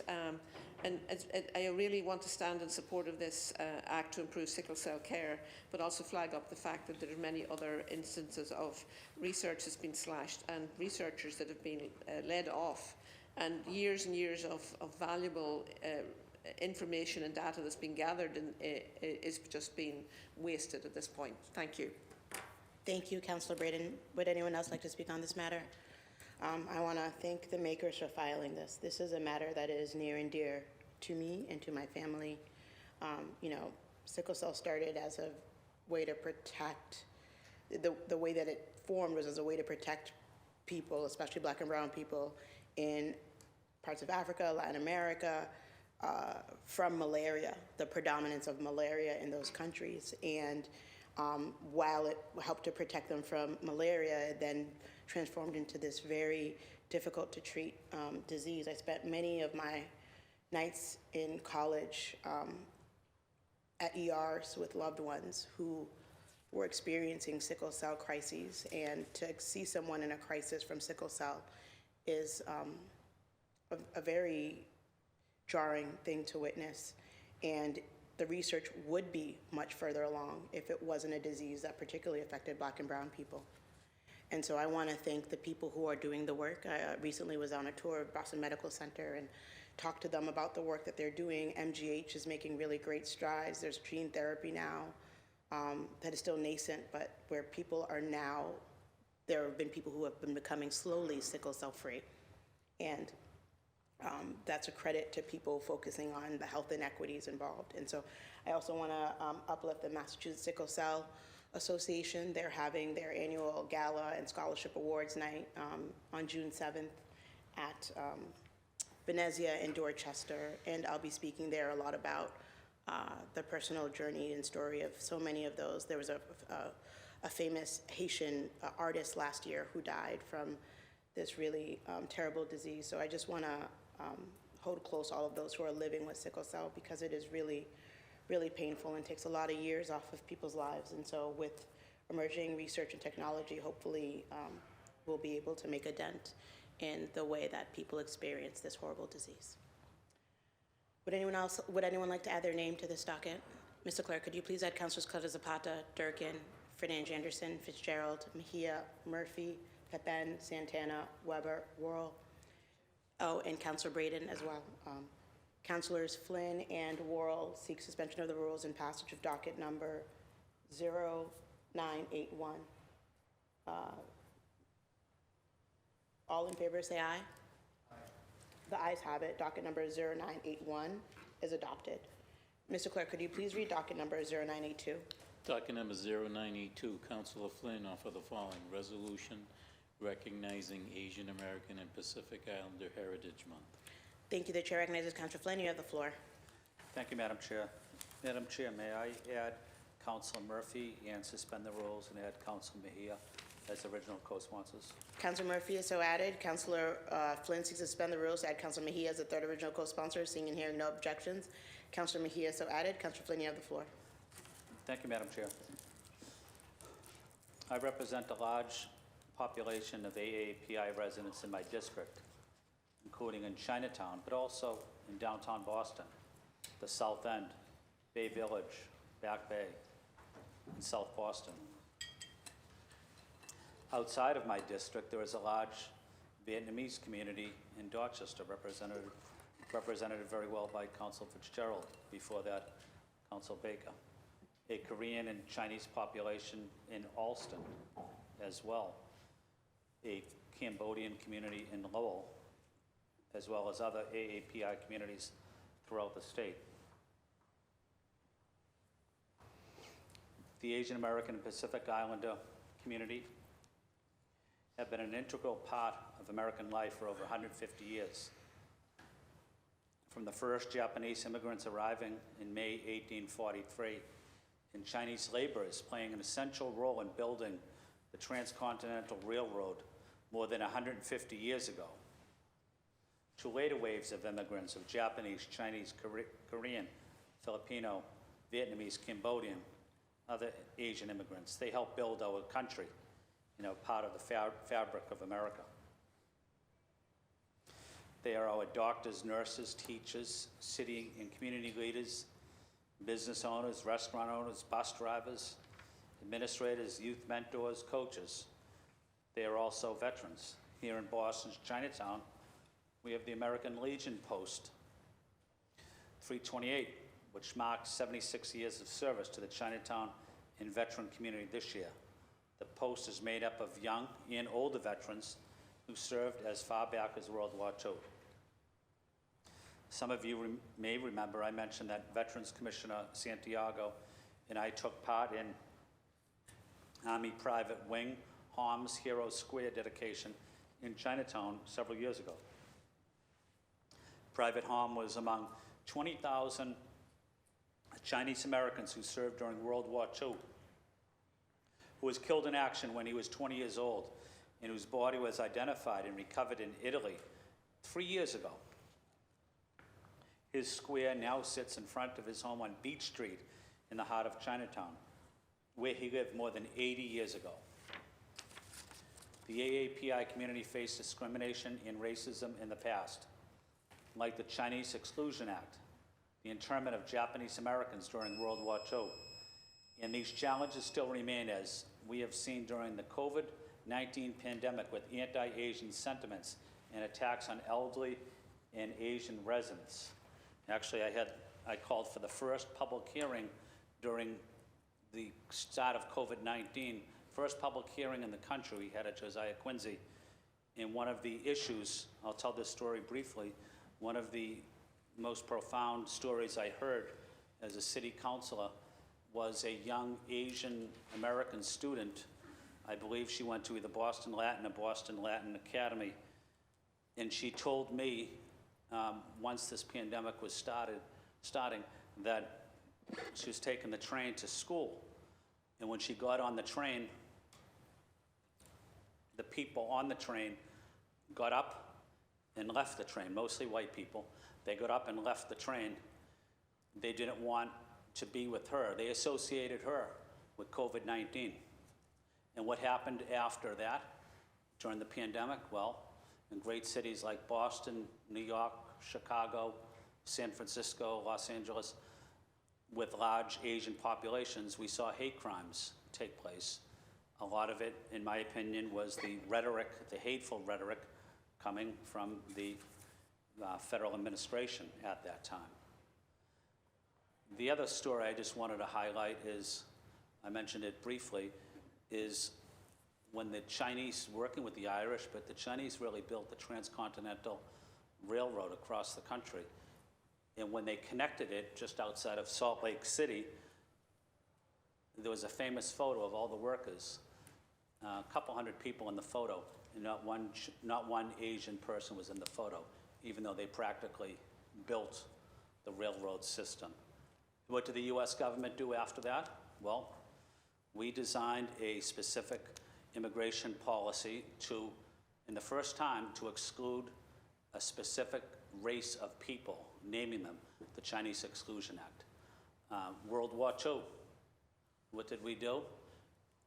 Well, we put Japanese in internment camps, mostly out on the West Coast, Seattle, San Francisco, but also around here as well.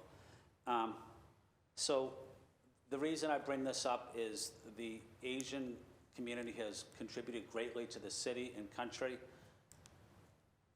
They're unsung heroes, in my opinion, but there's still a lot of anti-Asian racism and hate that we continue to see today, and that's why I continue to focus on it. Thank you, Madam Chair.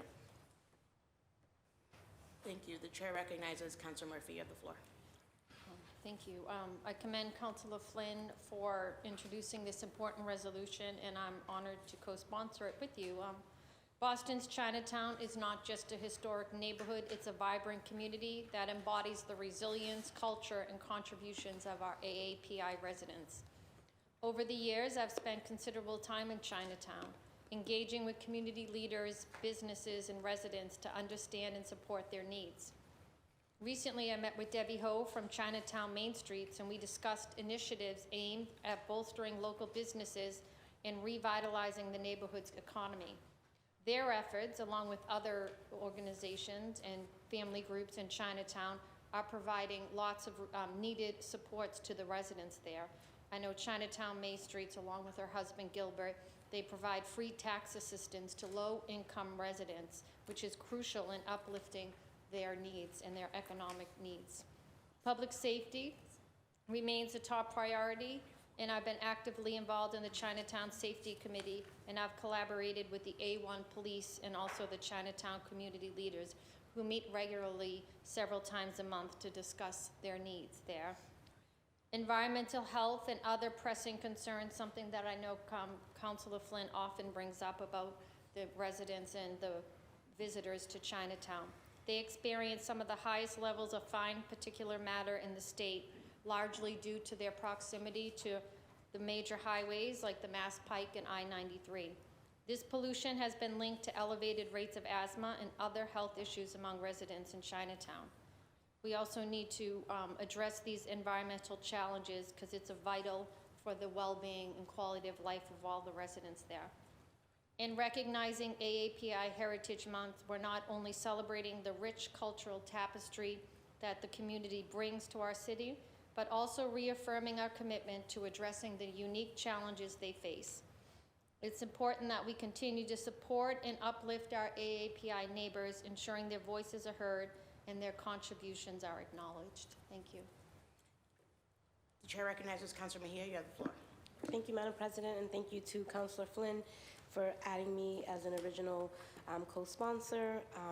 I think it's important when we think about months like this, whether it is Italian Heritage Month, Hispanic Heritage Month, you know, I think it's important to center the fact that it should not just be a month, but we should always uplift all of our communities at all times. And so just wanted to affirm that. You know, I think it's really important to, in furthering this work of building bridges between all communities of color here in Boston. Too often we allow ourselves to fall victim to pitting one racial group against the other, but the truth is that we're all stronger when we band together, and that includes recognizing the incredible contributions and real challenges and lived experiences of the Asian community. I also think it's important to note that the AAPI community is incredibly diverse. For those who may not know, it's comprising over more than 50 distinct ethnicities and over 100 language dialects. The stories of the AAPI community are part of the story of the United States, and their experiences reflect the ups and downs of this nation's history.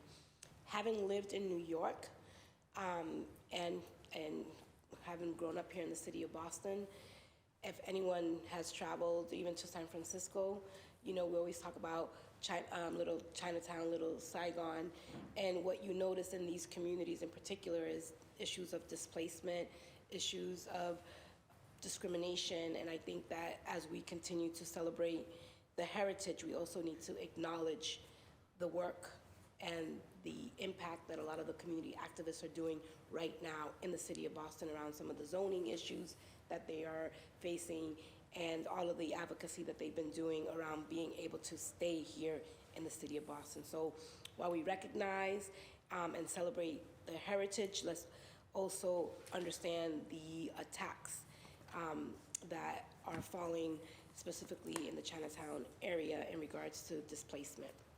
So really wanted to just shout out Councillor Flynn for his fierce advocacy on behalf of his constituents, and thank you for allowing me to join you on this. Thank you. Is anyone else looking to speak on this matter? Would anyone else like to add their name?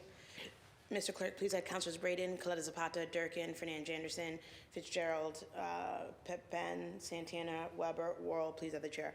This docket number 0982. Oh, Mr. Clerk, Councilors Flynn, Murphy, and Mejia, suspension of the rules and adoption of docket number 0982. All those in favor say aye. Aye. The ayes have it. This docket is passed. Mr. Clerk, could you please read docket number 0983? Docket number 0983, Councilor Mejia offer the following. Resolution in support of Bill SD 2808, an act strengthening healthcare protections in the Commonwealth. The chair recognizes Councilor Mejia. You have the floor. Thank you, Madam President. I just want to thank well, actually just me, okay. Today I rise to express my strong support of Bill SD 2808, an act strengthening healthcare protections in the Commonwealth. We are living in a moment where essential healthcare and care that affirms people's identities, protects their futures, and in many cases save lives. And especially right now when we're under attack across this country. From abortion bans to targeted restrictions on gender-affirming care, we are seeing efforts to criminalize people seeking the medical support they need. These attacks are not just political, they are deeply personal, and they are in direct threat of the civil rights and safety of patients, families, and providers. Bill SD 2808, championed by Senator Cindy Friedman and Attorney General Campbell, is a powerful response to this moment. It ensures that Massachusetts will not be complicit in its efforts of other states to penalize care that is both legal and necessary here. It expands privacy protections. It limits the misuse of data systems. It ensures providers are not targeted simply for doing their jobs. And it protects patients, especially those traveling here from hostile states, from surveillance and retaliation. I urge my colleagues to stand with patients and providers who need these protections. Thank you. Thank you. Is anyone else looking to speak on this matter? Would anyone else like to add their name? Mr. Clerk, please add Councilors Braden, Coletta Zapata, Durkin, Fernand Anderson, Fitzgerald, Flynn, Murphy, Pepin, Santana, Weber, Worrell. Please add the chair. Docket number, Councilor Mejia seeks suspension of the rules and adoption of docket number 0983. All those in favor say aye. Aye. All opposed say nay. The ayes have it. This docket is passed. Mr. Clerk, could you please read docket number 0984? Docket number 0984, Councilor Fitzgerald offer the following. Resolution declaring Polish Constitution Day. Councilor Fitzgerald, you have the floor. Thank you, Madam President. Polish Constitution Day is celebrated on May 3rd each year, celebrating the signing of the Constitution on the 3rd of May of 1791. It's regarded as the first liberal constitution of Europe and second worldwide, only preceded by the U.S. Constitution. Following its signing, the neighboring monarchies responded by invading and partitioning Poland. And in 1918, when Poland once again became independent, Constitution Day was commemorated as an official holiday. During both the Nazi and Soviet occupations from 1939 to 1989, the day persisted as a day for Polish solidarity, with many pro-democracy and pro-independence demonstrations taking place. And the Polish immigrants have made significant contributions to our city, with their legacy thriving across all sectors, including their culture, businesses, government, labor, education. And the Polish community has made strong roots in Boston, especially in Dorchester's Polish Triangle. And so we'd like to have it for not only name it Polish Constitution Day, which is the 3rd, but we also look forward to the raising of the Polish flag at 11 a.m. on May 7th, 2025. Thank you, Madam President. Thank you. The chair recognizes Councilor Flynn. You have the floor. Thank you, Madam Chair, and thank you to Council Fitzgerald for bringing this important resolution forward. I live down the road somewhat from the Polish Triangle, and it's a wonderful community, wonderful people, and had the opportunity several times with Council Fitzgerald to visit, to go to the Polish Citizens Club, into their festivals every summer. But I love like John, I love the Polish people and their enormous contributions they've made to our city and country. I had the opportunity to visit Poland in the mid-1980s as well, when martial law was declared, and visited Lech Walesa, and who was the leader of Solidarity, the trade union, electricians' trade union, but really the leader of the country in fighting the communists at that time. But just want to say thank you to the maker, Councilor Fitzgerald, for the important work he has done in really working to ensure that the Polish voices throughout South Boston and Dorchester are included in civic government, and ensuring their voices are heard as well. Thank you, Madam Chair. Thank you. Is anyone else looking to speak on this matter? Would anyone else like to add their name? Mr. Clerk, please add Councilors Braden, Coletta Zapata, Durkin, Fernandez Anderson, Flynn, Mejia, Murphy, Pepin, Santana, Weber, Worrell. Please add the chair. Councilor Fitzgerald, suspension of the rules and adoption of docket number 0984. All those in favor say aye. Aye. All those opposed, the ayes have it. This docket is passed. Mr. Clerk, could you please read docket number 0985? Docket number 0985, Councilors Murphy and Flynn offer the following. Resolution in honor of International Firefighters Day in appreciation of the Boston Fire Department, its representation through Local 718, and the Professional Firefighters of Massachusetts, and the International Association of Firefighters. The chair recognizes Councilor Murphy. You have the floor. Thank you. We were looking forward to honoring our firefighters and the 3 unions that represent them at the city, state, and international level. I want to thank Sam and all the other firefighters who flew out to Chicago for a death in a line of duty funeral. So we are postponing this presentation for next council meeting. So we'll be withdrawing this docket and we'll refile for next council meeting. Thank you. Mr. Clerk, could you please read docket number 0986? Docket number 0986, Councilor Weber and Flynn offer the following. Resolution recognizing Jewish American Heritage Month. Thank you. The chair recognizes Councilor Weber. Councilor Weber, you have the floor. Thank you, Madam President. I'd like to suspend the rules and add Rusi Louis-Jen as third co-sponsor. Councilor Weber seeks to suspend the rules to add Council President Louis-Jen as a third original co-sponsor. Seeing and hearing no objections, I'm so added. Councilor Weber, you have the floor. Okay, thank you very much.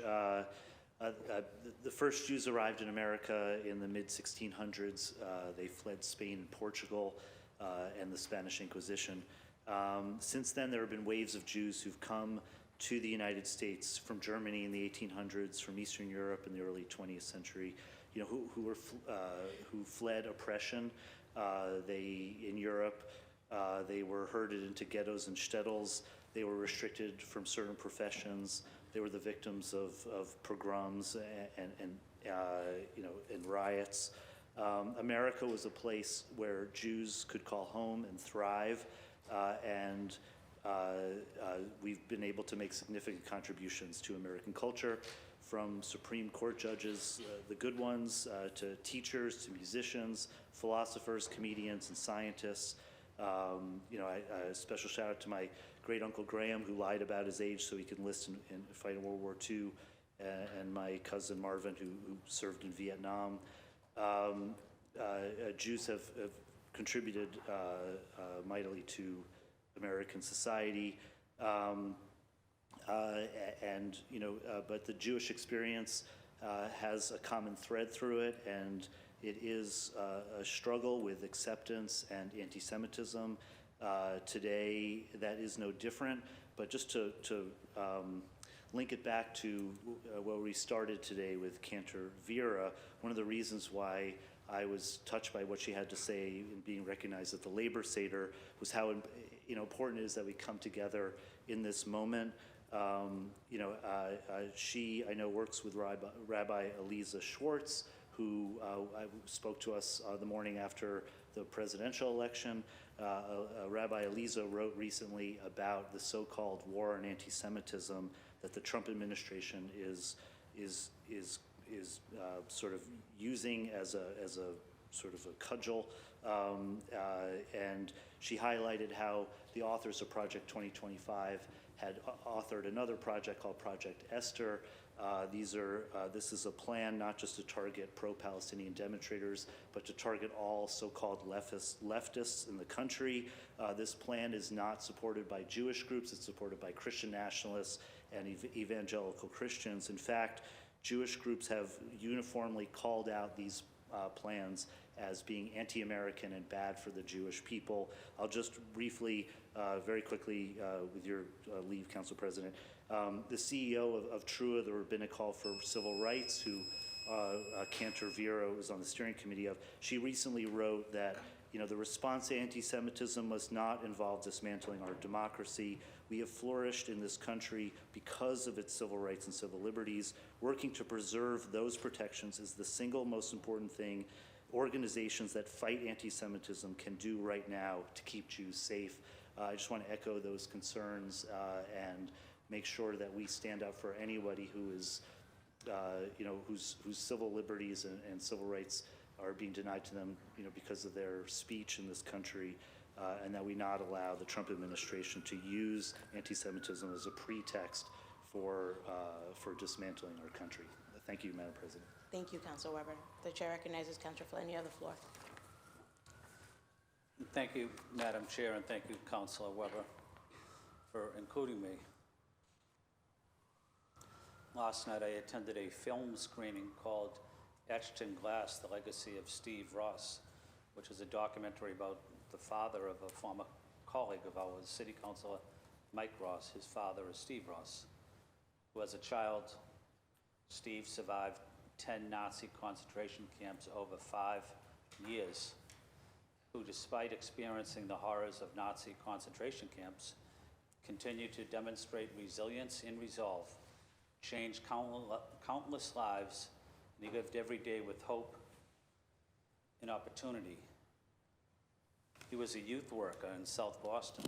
He helped and he tutored kids from South Boston and taught them reading, or he taught them sports.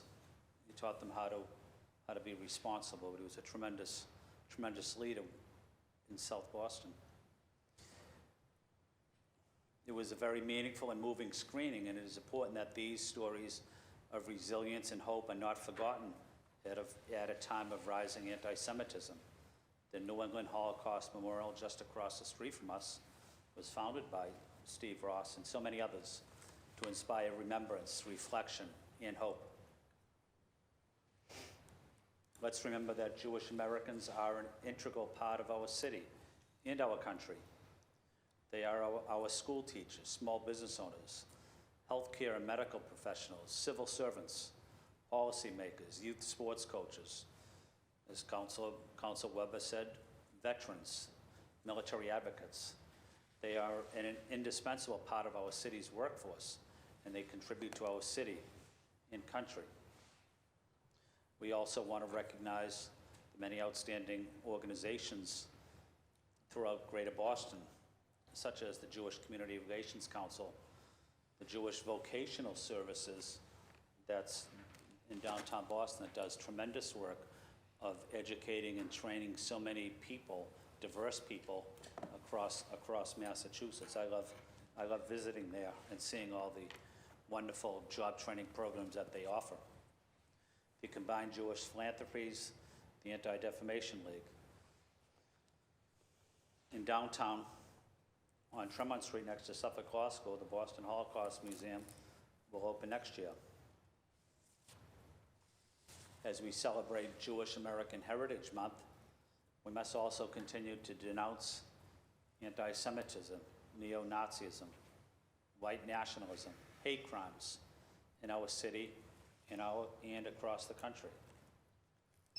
And we've had them here in Boston as well. Throughout downtown Boston, we had a Nazi group march through the streets of Boston. Right through Chinatown, right through downtown Boston, right into the Back Bay area, into the Copley area, and then they jumped on the train. Recently, the governor of Pennsylvania, Josh Shapiro, and his family was targeted by an arsonist in their home just after Passover.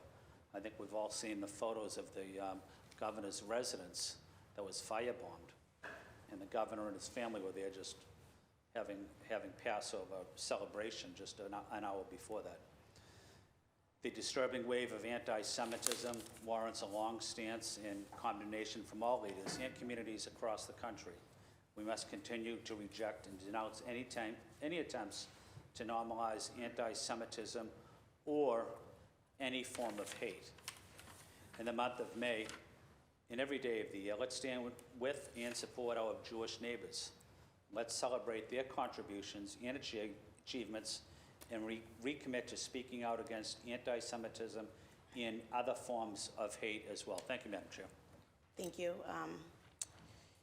I am really glad that the cantor was here earlier and that she talked about, and that you talked about, Council Weber, the labor Seder that you went to. And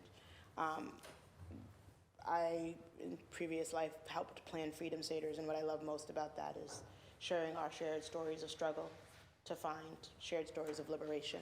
And so, and something that she also mentioned is like the things that we're celebrating all in 1 month, right? All the things that may are just on this agenda alone, AAPI month, Jewish American Heritage Month, declaring Polish Constitution Day, really shows how lucky we are to get to live in a city that celebrates the fullness of who we are. And so happy Jewish American Heritage Month to my colleague, but also to the work that we have to do to continue to share our stories. Would anyone else like to speak on this matter? The chair recognizes Councillor Braden. Councillor Braden, you have the floor. Thank you, Madam President, and thank you, Councillor Weber and Councillor Flynn and Councillor President for bringing this resolution forward. As you know, Alston Brighton actually is the home to a growing Jewish community. It's an old community, but it's also growing in a new way. We have increased numbers of young families in the neighbourhood, and it's just a very vibrant place at this time of the year, especially around Passover. But we also have another side to it, in the sense that a few years ago, I think it was maybe about 2021, a local rabbi was attacked and stabbed on Brighton Common, which is one of our parks just across from a school.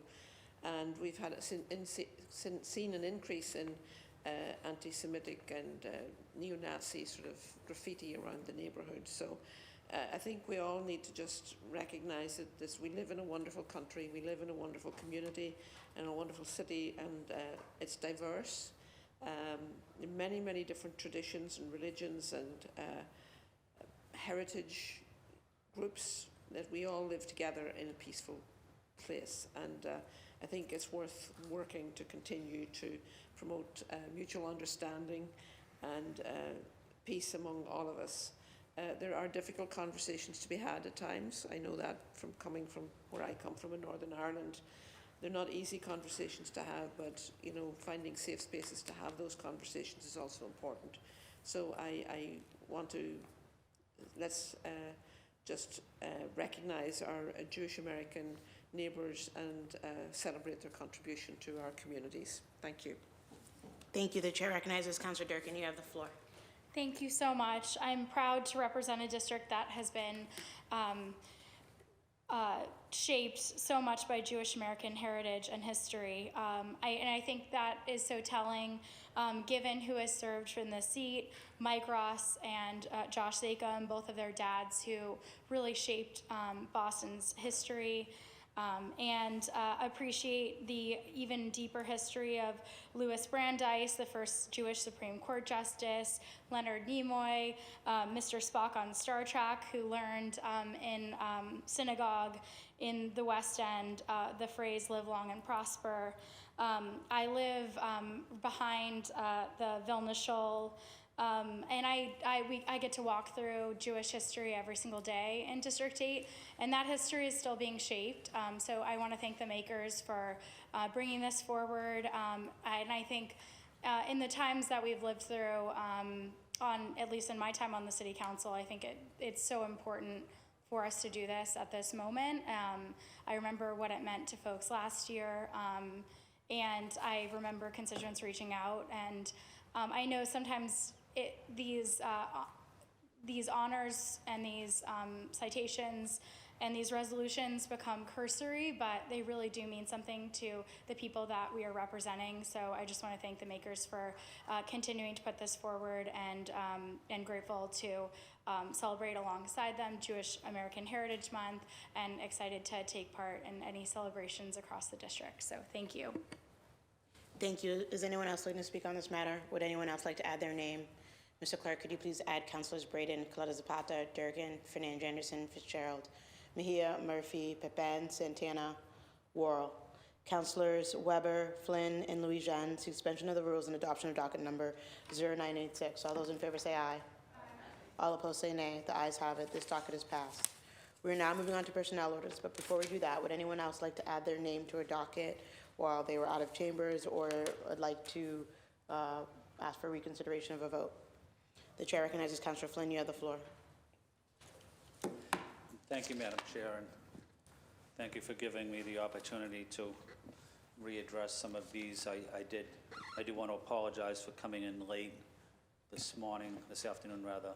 I was at the flag raising for the Vietnamese community. But Madam Chair, may I revisit some of the dockets that I missed this afternoon? You may. Okay. Docket number 0940. I'd like to vote yes. Would you like to put forward a motion to reconsider the vote? Yes. Oh, that was referred to committee, so. Okay. Okay. Were any of them votes today? 0941, 42, 43, 44? They were referred to committee. Docket number 0945 was a suspend and pass. Docket number 09, which other one, Mr. Clerk? Yeah, 45 would be great. It wasn't a roll call. It was a suspend and pass, voice vote. Okay. Was there another one, Mr. Clerk? No? Okay. Yeah. Thank you, Madam Chair. Thank you. Anyone else? Okay. We are now on to personnel orders. Mr. Clerk, would you please read the personnel orders? Docket number 0987, personnel order, Councilor Lujan for Councilor Murphy. Docket number 0988, personnel order, Councilor Lujan for Councilor Murphy. And docket number 0989, personnel order for Councilor Lujan. The chair moves the passage of dockets number 0987 to 0989. All those in favor say aye. Aye. All opposed say nay. The ayes have it. These personnel orders have passed. We are now moving on to green sheets. Would anyone like to pull anything from the green sheets? Saw those lights going at the same time. So I'm going to go to Councilor Santana. Councilor Santana, you have the floor. Thank you. Thank you, Madam President. Mr. Clerk, as notified, I would like to pull docket number 0891 for the Committee of Public Safety and Criminal Justice. That's on page 18 of the green sheets. 0891? Yes. 0891, correct. Mr. Clerk, do you have that docket in front of you? Yes. Can you please read it into the record? From the Committee on Public Safety and Criminal Justice, docket number 0891. Message and order authorizing the City of Boston to accept and expend the amount of $180,000 in the form of a grant for the hazardous for the Hazard Mitigation Plan Update 2026 BRIC grant awarded by the Federal Management Agency, passed through the Massachusetts Emergency Management Agency, to be administered by Emergency Preparedness. The grant will fund a sustained pre-disaster natural hazard mitigation program to reduce overall risk to the population and structures, while also reducing reliance on funding from actual disaster declarations. Thank you. Absent objection, the motion of the committee chair is accepted and the docket is properly before the body. Councilor Santana, you have the floor. Thank you, Madam President.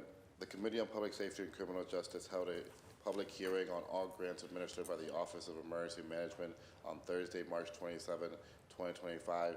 We're joined by my colleagues, Councilor Flynn, Councilor Weber, and Councilor Murphy. We also received letters of absence from Councilor Pepin, Council President Louis Jen, Councilor Durkin, and Councilor Worrell.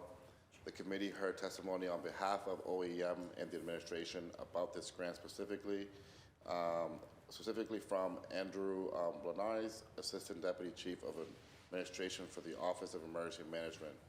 As we heard in the hearing, having an updated and municipally approved hazard mitigation plan is a requirement for eligibility to receive building resilient infrastructure and communities grant money, as well as FEMA, Federal Emergency Management Agency recovery money, individual assistance, any other mitigation grants, and disaster recovery.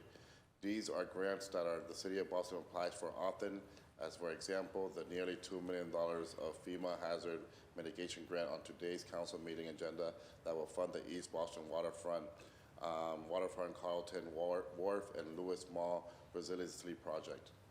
For clarification, I would like to note that for this grant, BRIC refers to the Building Resilient Infrastructure and Communities Program of FEMA and not the Boston Regional Intelligence Center of the BPD.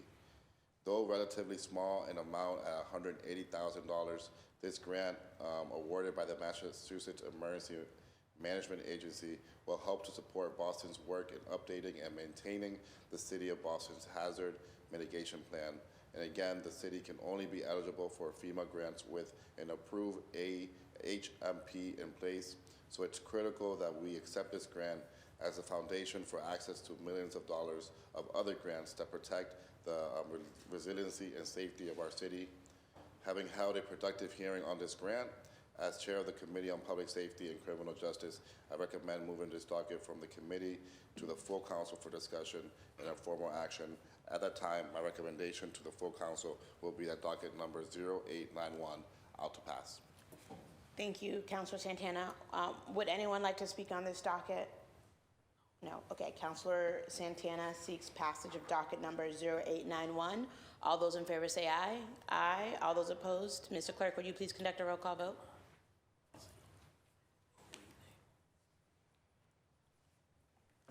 Roll call on docket number 0891. Councilor Braden.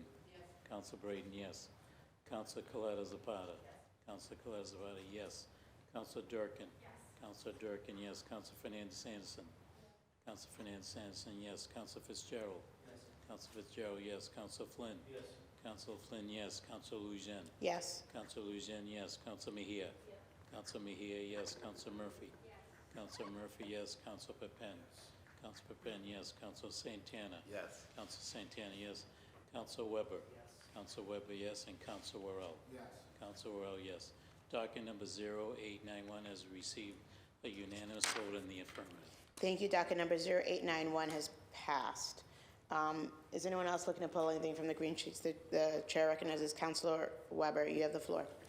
Thank you. I'm rising as chair of the Committee on Labor, Workforce, and Economic Development. I'm looking to pull docket number 0848 from the green sheets that can be found at the bottom of page 10. 0848. Mr. Clerk, do you have that docket in front of you? Yes. Mr. Clerk, could you please read it into the record? From the Committee on Labor, Workforce, and Economic Development, docket number 0848. Message and order authorizing the City of Boston to accept and expend the amount of $210,000 in the form of a grant for the Financial Empowerment Program awarded by the donor group to be administered by the Office of Workforce Development. The grant will fund financial education, credit, asset building, and employment services for residents at the Center for Working Families. Okay. Absent objection, the motion of the committee chair is accepted and the docket is properly before the body. Councilor Weber, you have the floor. Thank you very much. So the docket is to accept and expend $210,000 in grants. $150,000 was awarded by the United Way of Massachusetts Bay, and $60,000 was awarded by the Local Initiative Support Corporation for Boston, to be administered by the Office of Workforce Development. Both grants will be used by the Center for Working Families for their financial coaching program. The goal of the program is to help residents build assets and take control of their personal finances. The $150,000 United Way grant would subsidize a full-time financial/employment coach who will work with up to 200 residents annually. It would also be used to pay for credit reports, which is an important part of their work. A smaller grant of $60,000 would subsidize digital literacy and credit building for residents. We have not had a hearing on this. I'm seeking to get it passed without that. These organizations, to some extent, rely on federal funding to make these grants. We want to get these grants approved. I thought maybe they were going to be covered by Councilor Murphy's hearing this week. I don't think they were, but so I'm pulling them. I think it's a relatively small amount for a good cause, and I just want to make sure we get those grants approved and accepted and expended before something happens at the federal level. So I just ask that I seek passage for this docket today and hope to have a vote. Thank you. The chair recognizes Councilor Murphy. You have the floor. Thank you. Through you to the Chair, was this the hearing that was scheduled for last Tuesday at 10? Was this the docket that was going to be discussed? That was canceled at last week's meeting? Just checking. Through the chair, Councilor Weber, if you'd like to respond, you may. I believe so. Yes. Yeah, Thank you. it wasn't discussed when I had the $4 million hearing. It wasn't brought to my attention to bring it up, but thank you for explaining it. I'll be in support of passing it today. Thank you. Thank you. Thank you. Just thank you very much. The confusion was on my end. Okay, thank you. Thank you. Councilor Weber seeks passage. Anyone else like to speak on this matter? Councilor Weber seeks passage of docket number 0848. All those in favor say aye. Aye. All those opposed say nay. The ayes have it. This docket is passed. Do we have anyone else who would like to pull anything from the green sheets? Okay. I'll take that as a no. We are now moving on to late files. I'm informed by the clerk that there is one late file matter. It's a communication from Councilor Pepin. You'll take a vote to add the late file matter onto the record. All those in favor say aye. Aye. All opposed say nay. The ayes have it. The late file matter has been added. Mr. Clerk, could you please read the late file matter into the record? Just read it as a communication and then he'll have 2 minutes. Yeah. One late file matter, a communication from Councilor Enrique Pepin. The chair recognizes Councilor Pepin. You have the floor in 2 minutes. Thank you, Madam President. This is a letter that I'm directing to the mayor and Chief of Streets, Franklin Hodge. This week's tragic death of a 5-year-old struck by a school bus in Hyde Park has devastated our community. As a District 5 City Councilor, I'm grieving alongside this child's family and neighbors, and I speak for all of Boston when I say this is a loss that should never have happened. We cannot continue to wait. This heartbreaking incident underscores the urgent and overdue need to prioritize pedestrian safety, especially for our children. I'm calling on the city to act with seriousness and urgency as this moment demands it. That means immediate investment in safe street infrastructure across my district, including traffic calming measures like speed humps, raised crosswalks, and protected intersections in school zones and residential areas. I'm also calling on the police department to immediately expand outreach and recruitment efforts to fill the remaining vacancies in the city's school crossing guard program. We must ensure that every crosswalk, especially those near our schools, are staffed and protected. No parent should fear for their children's life while walking to or from school. This is a devastating moment, not just for District 5, but for the entire city of Boston. We must respond with action, not just words. Safety of our children cannot wait. I stand ready to work with our offices, our city departments, and our residents to make our streets safer and prevent tragedies like this from happening again. Thank you. Thank you. This communication will be placed on file. We are now moving on to the consent agenda. I have been informed by the clerk that there is one addition to the consent agenda. The question now comes on approval of the various matters contained within the consent agenda. All those in favor say aye. Aye. Thank you. The consent agenda has been adopted. We are now on to announcements. Please remember that these are for upcoming dates and events. If anybody has any announcements, now is the time to turn on your light to do so. I just wanted to uplift some birthdays. We have Laura Toledano, whose birthday will be next week, and Wayne Yee, whose birthday will also be next week. So happy early birthday to the two of you. In terms of announcements, I announced the Montserrat flag. We're raising it on Friday. For those who were here last year, which I think it was just Councilor Orell, last year it was on Congress Street. This year it will be it'll be in City Hall Plaza. Okay, the chair recognizes Councilor Weber. Councilor Weber, you have the floor. Sure. I invite all my colleagues to join me on Saturday at Wake Up the Earth Festival in JP to celebrate a monumental decision not to put a highway through our neighborhood by Governor Sargent. It's a wonderful parade and gathering, and look forward to seeing some of you there. Thank you. Thank you. Does anyone else have any announcements? Okay. We are now moving on to memorials. If anyone would like to end today's meeting in honor of anyone who has passed, I'd like to uplift a few names, actually. Pope Francis passed away, the head of the Catholic Church, and he was a great moral and social justice leader here in our country and faith leader in our world, specifically caring about the poor, the stranger among us. And so I just want to make sure that we remember and honor Pope Francis's legacy in this country, and in the world. I also wanted to uplift a resident who I celebrated her 103rd birthday last year, and so we're so happy that we were able to really uplift her. But she recently passed away, the mother of a dear friend of mine, and her name is Idalia Jean-Baptiste. She died at the age of 103, so just remembering her. Molly McGovern, the daughter of Congressman Jim McGovern and Lisa McGovern, who passed away suddenly from a cancer diagnosis. I just want to hold the McGovern family in our prayers. And then, of course, we started our meeting with a moment of silence for Lenz Arthur Joseph. And my heart continues to break for this family as they navigate this tragic loss of their 5-year-old son. It's a Hyde Park family, a Haitian family, and they've already been going through so much, and I just want them to know that my heart is with them. Et puis, m'abdil en créole, m'vle yo pour connaître que nous-mêmes là, nous campons ensemble avec eux, et puis nous connaissons que c'est un bagay difficile à combattre, et puis nous là avec eux. So just wanted to make sure that I honor them in this, what is a very personal and very deep, deep, deep loss that they're experiencing. Would anyone else like to adjourn the meeting on behalf of anyone? The chair recognizes Councilor Durkin. You have the floor. Thank you so much. On behalf of me and the Beacon Hill Civic Association, I wanted to send my condolences to the family of Paul Greenfield. I know he had emailed my office many times about so many issues and was a civic leader in Beacon Hill, and just want to, in memoriam, thank him for all of his civic leadership.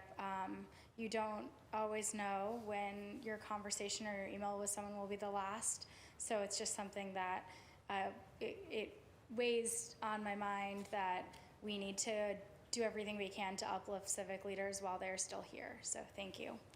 Thank you, Councilor Durkin. The chair recognizes Councilor Pepan. You have the floor. Thank you, Madam President.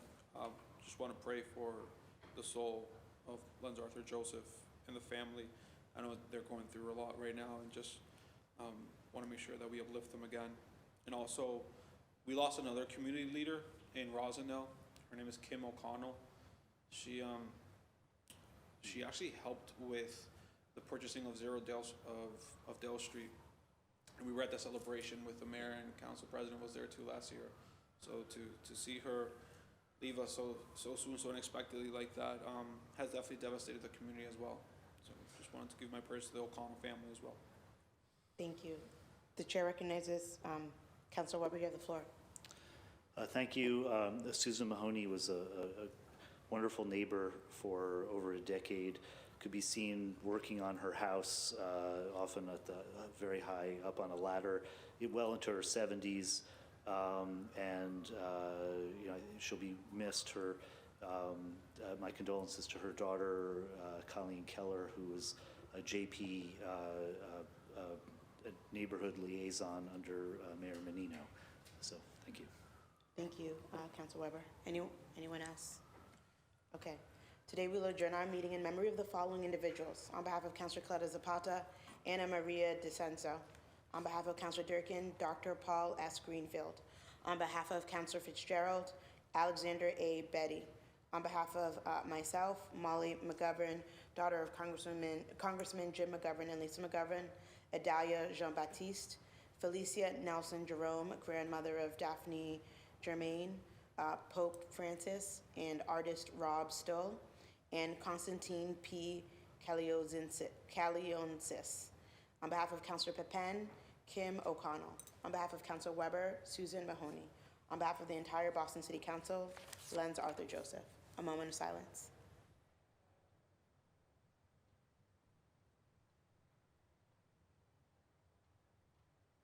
The chair moves that when the council adjourns today, it does so in memory of the aforementioned individuals.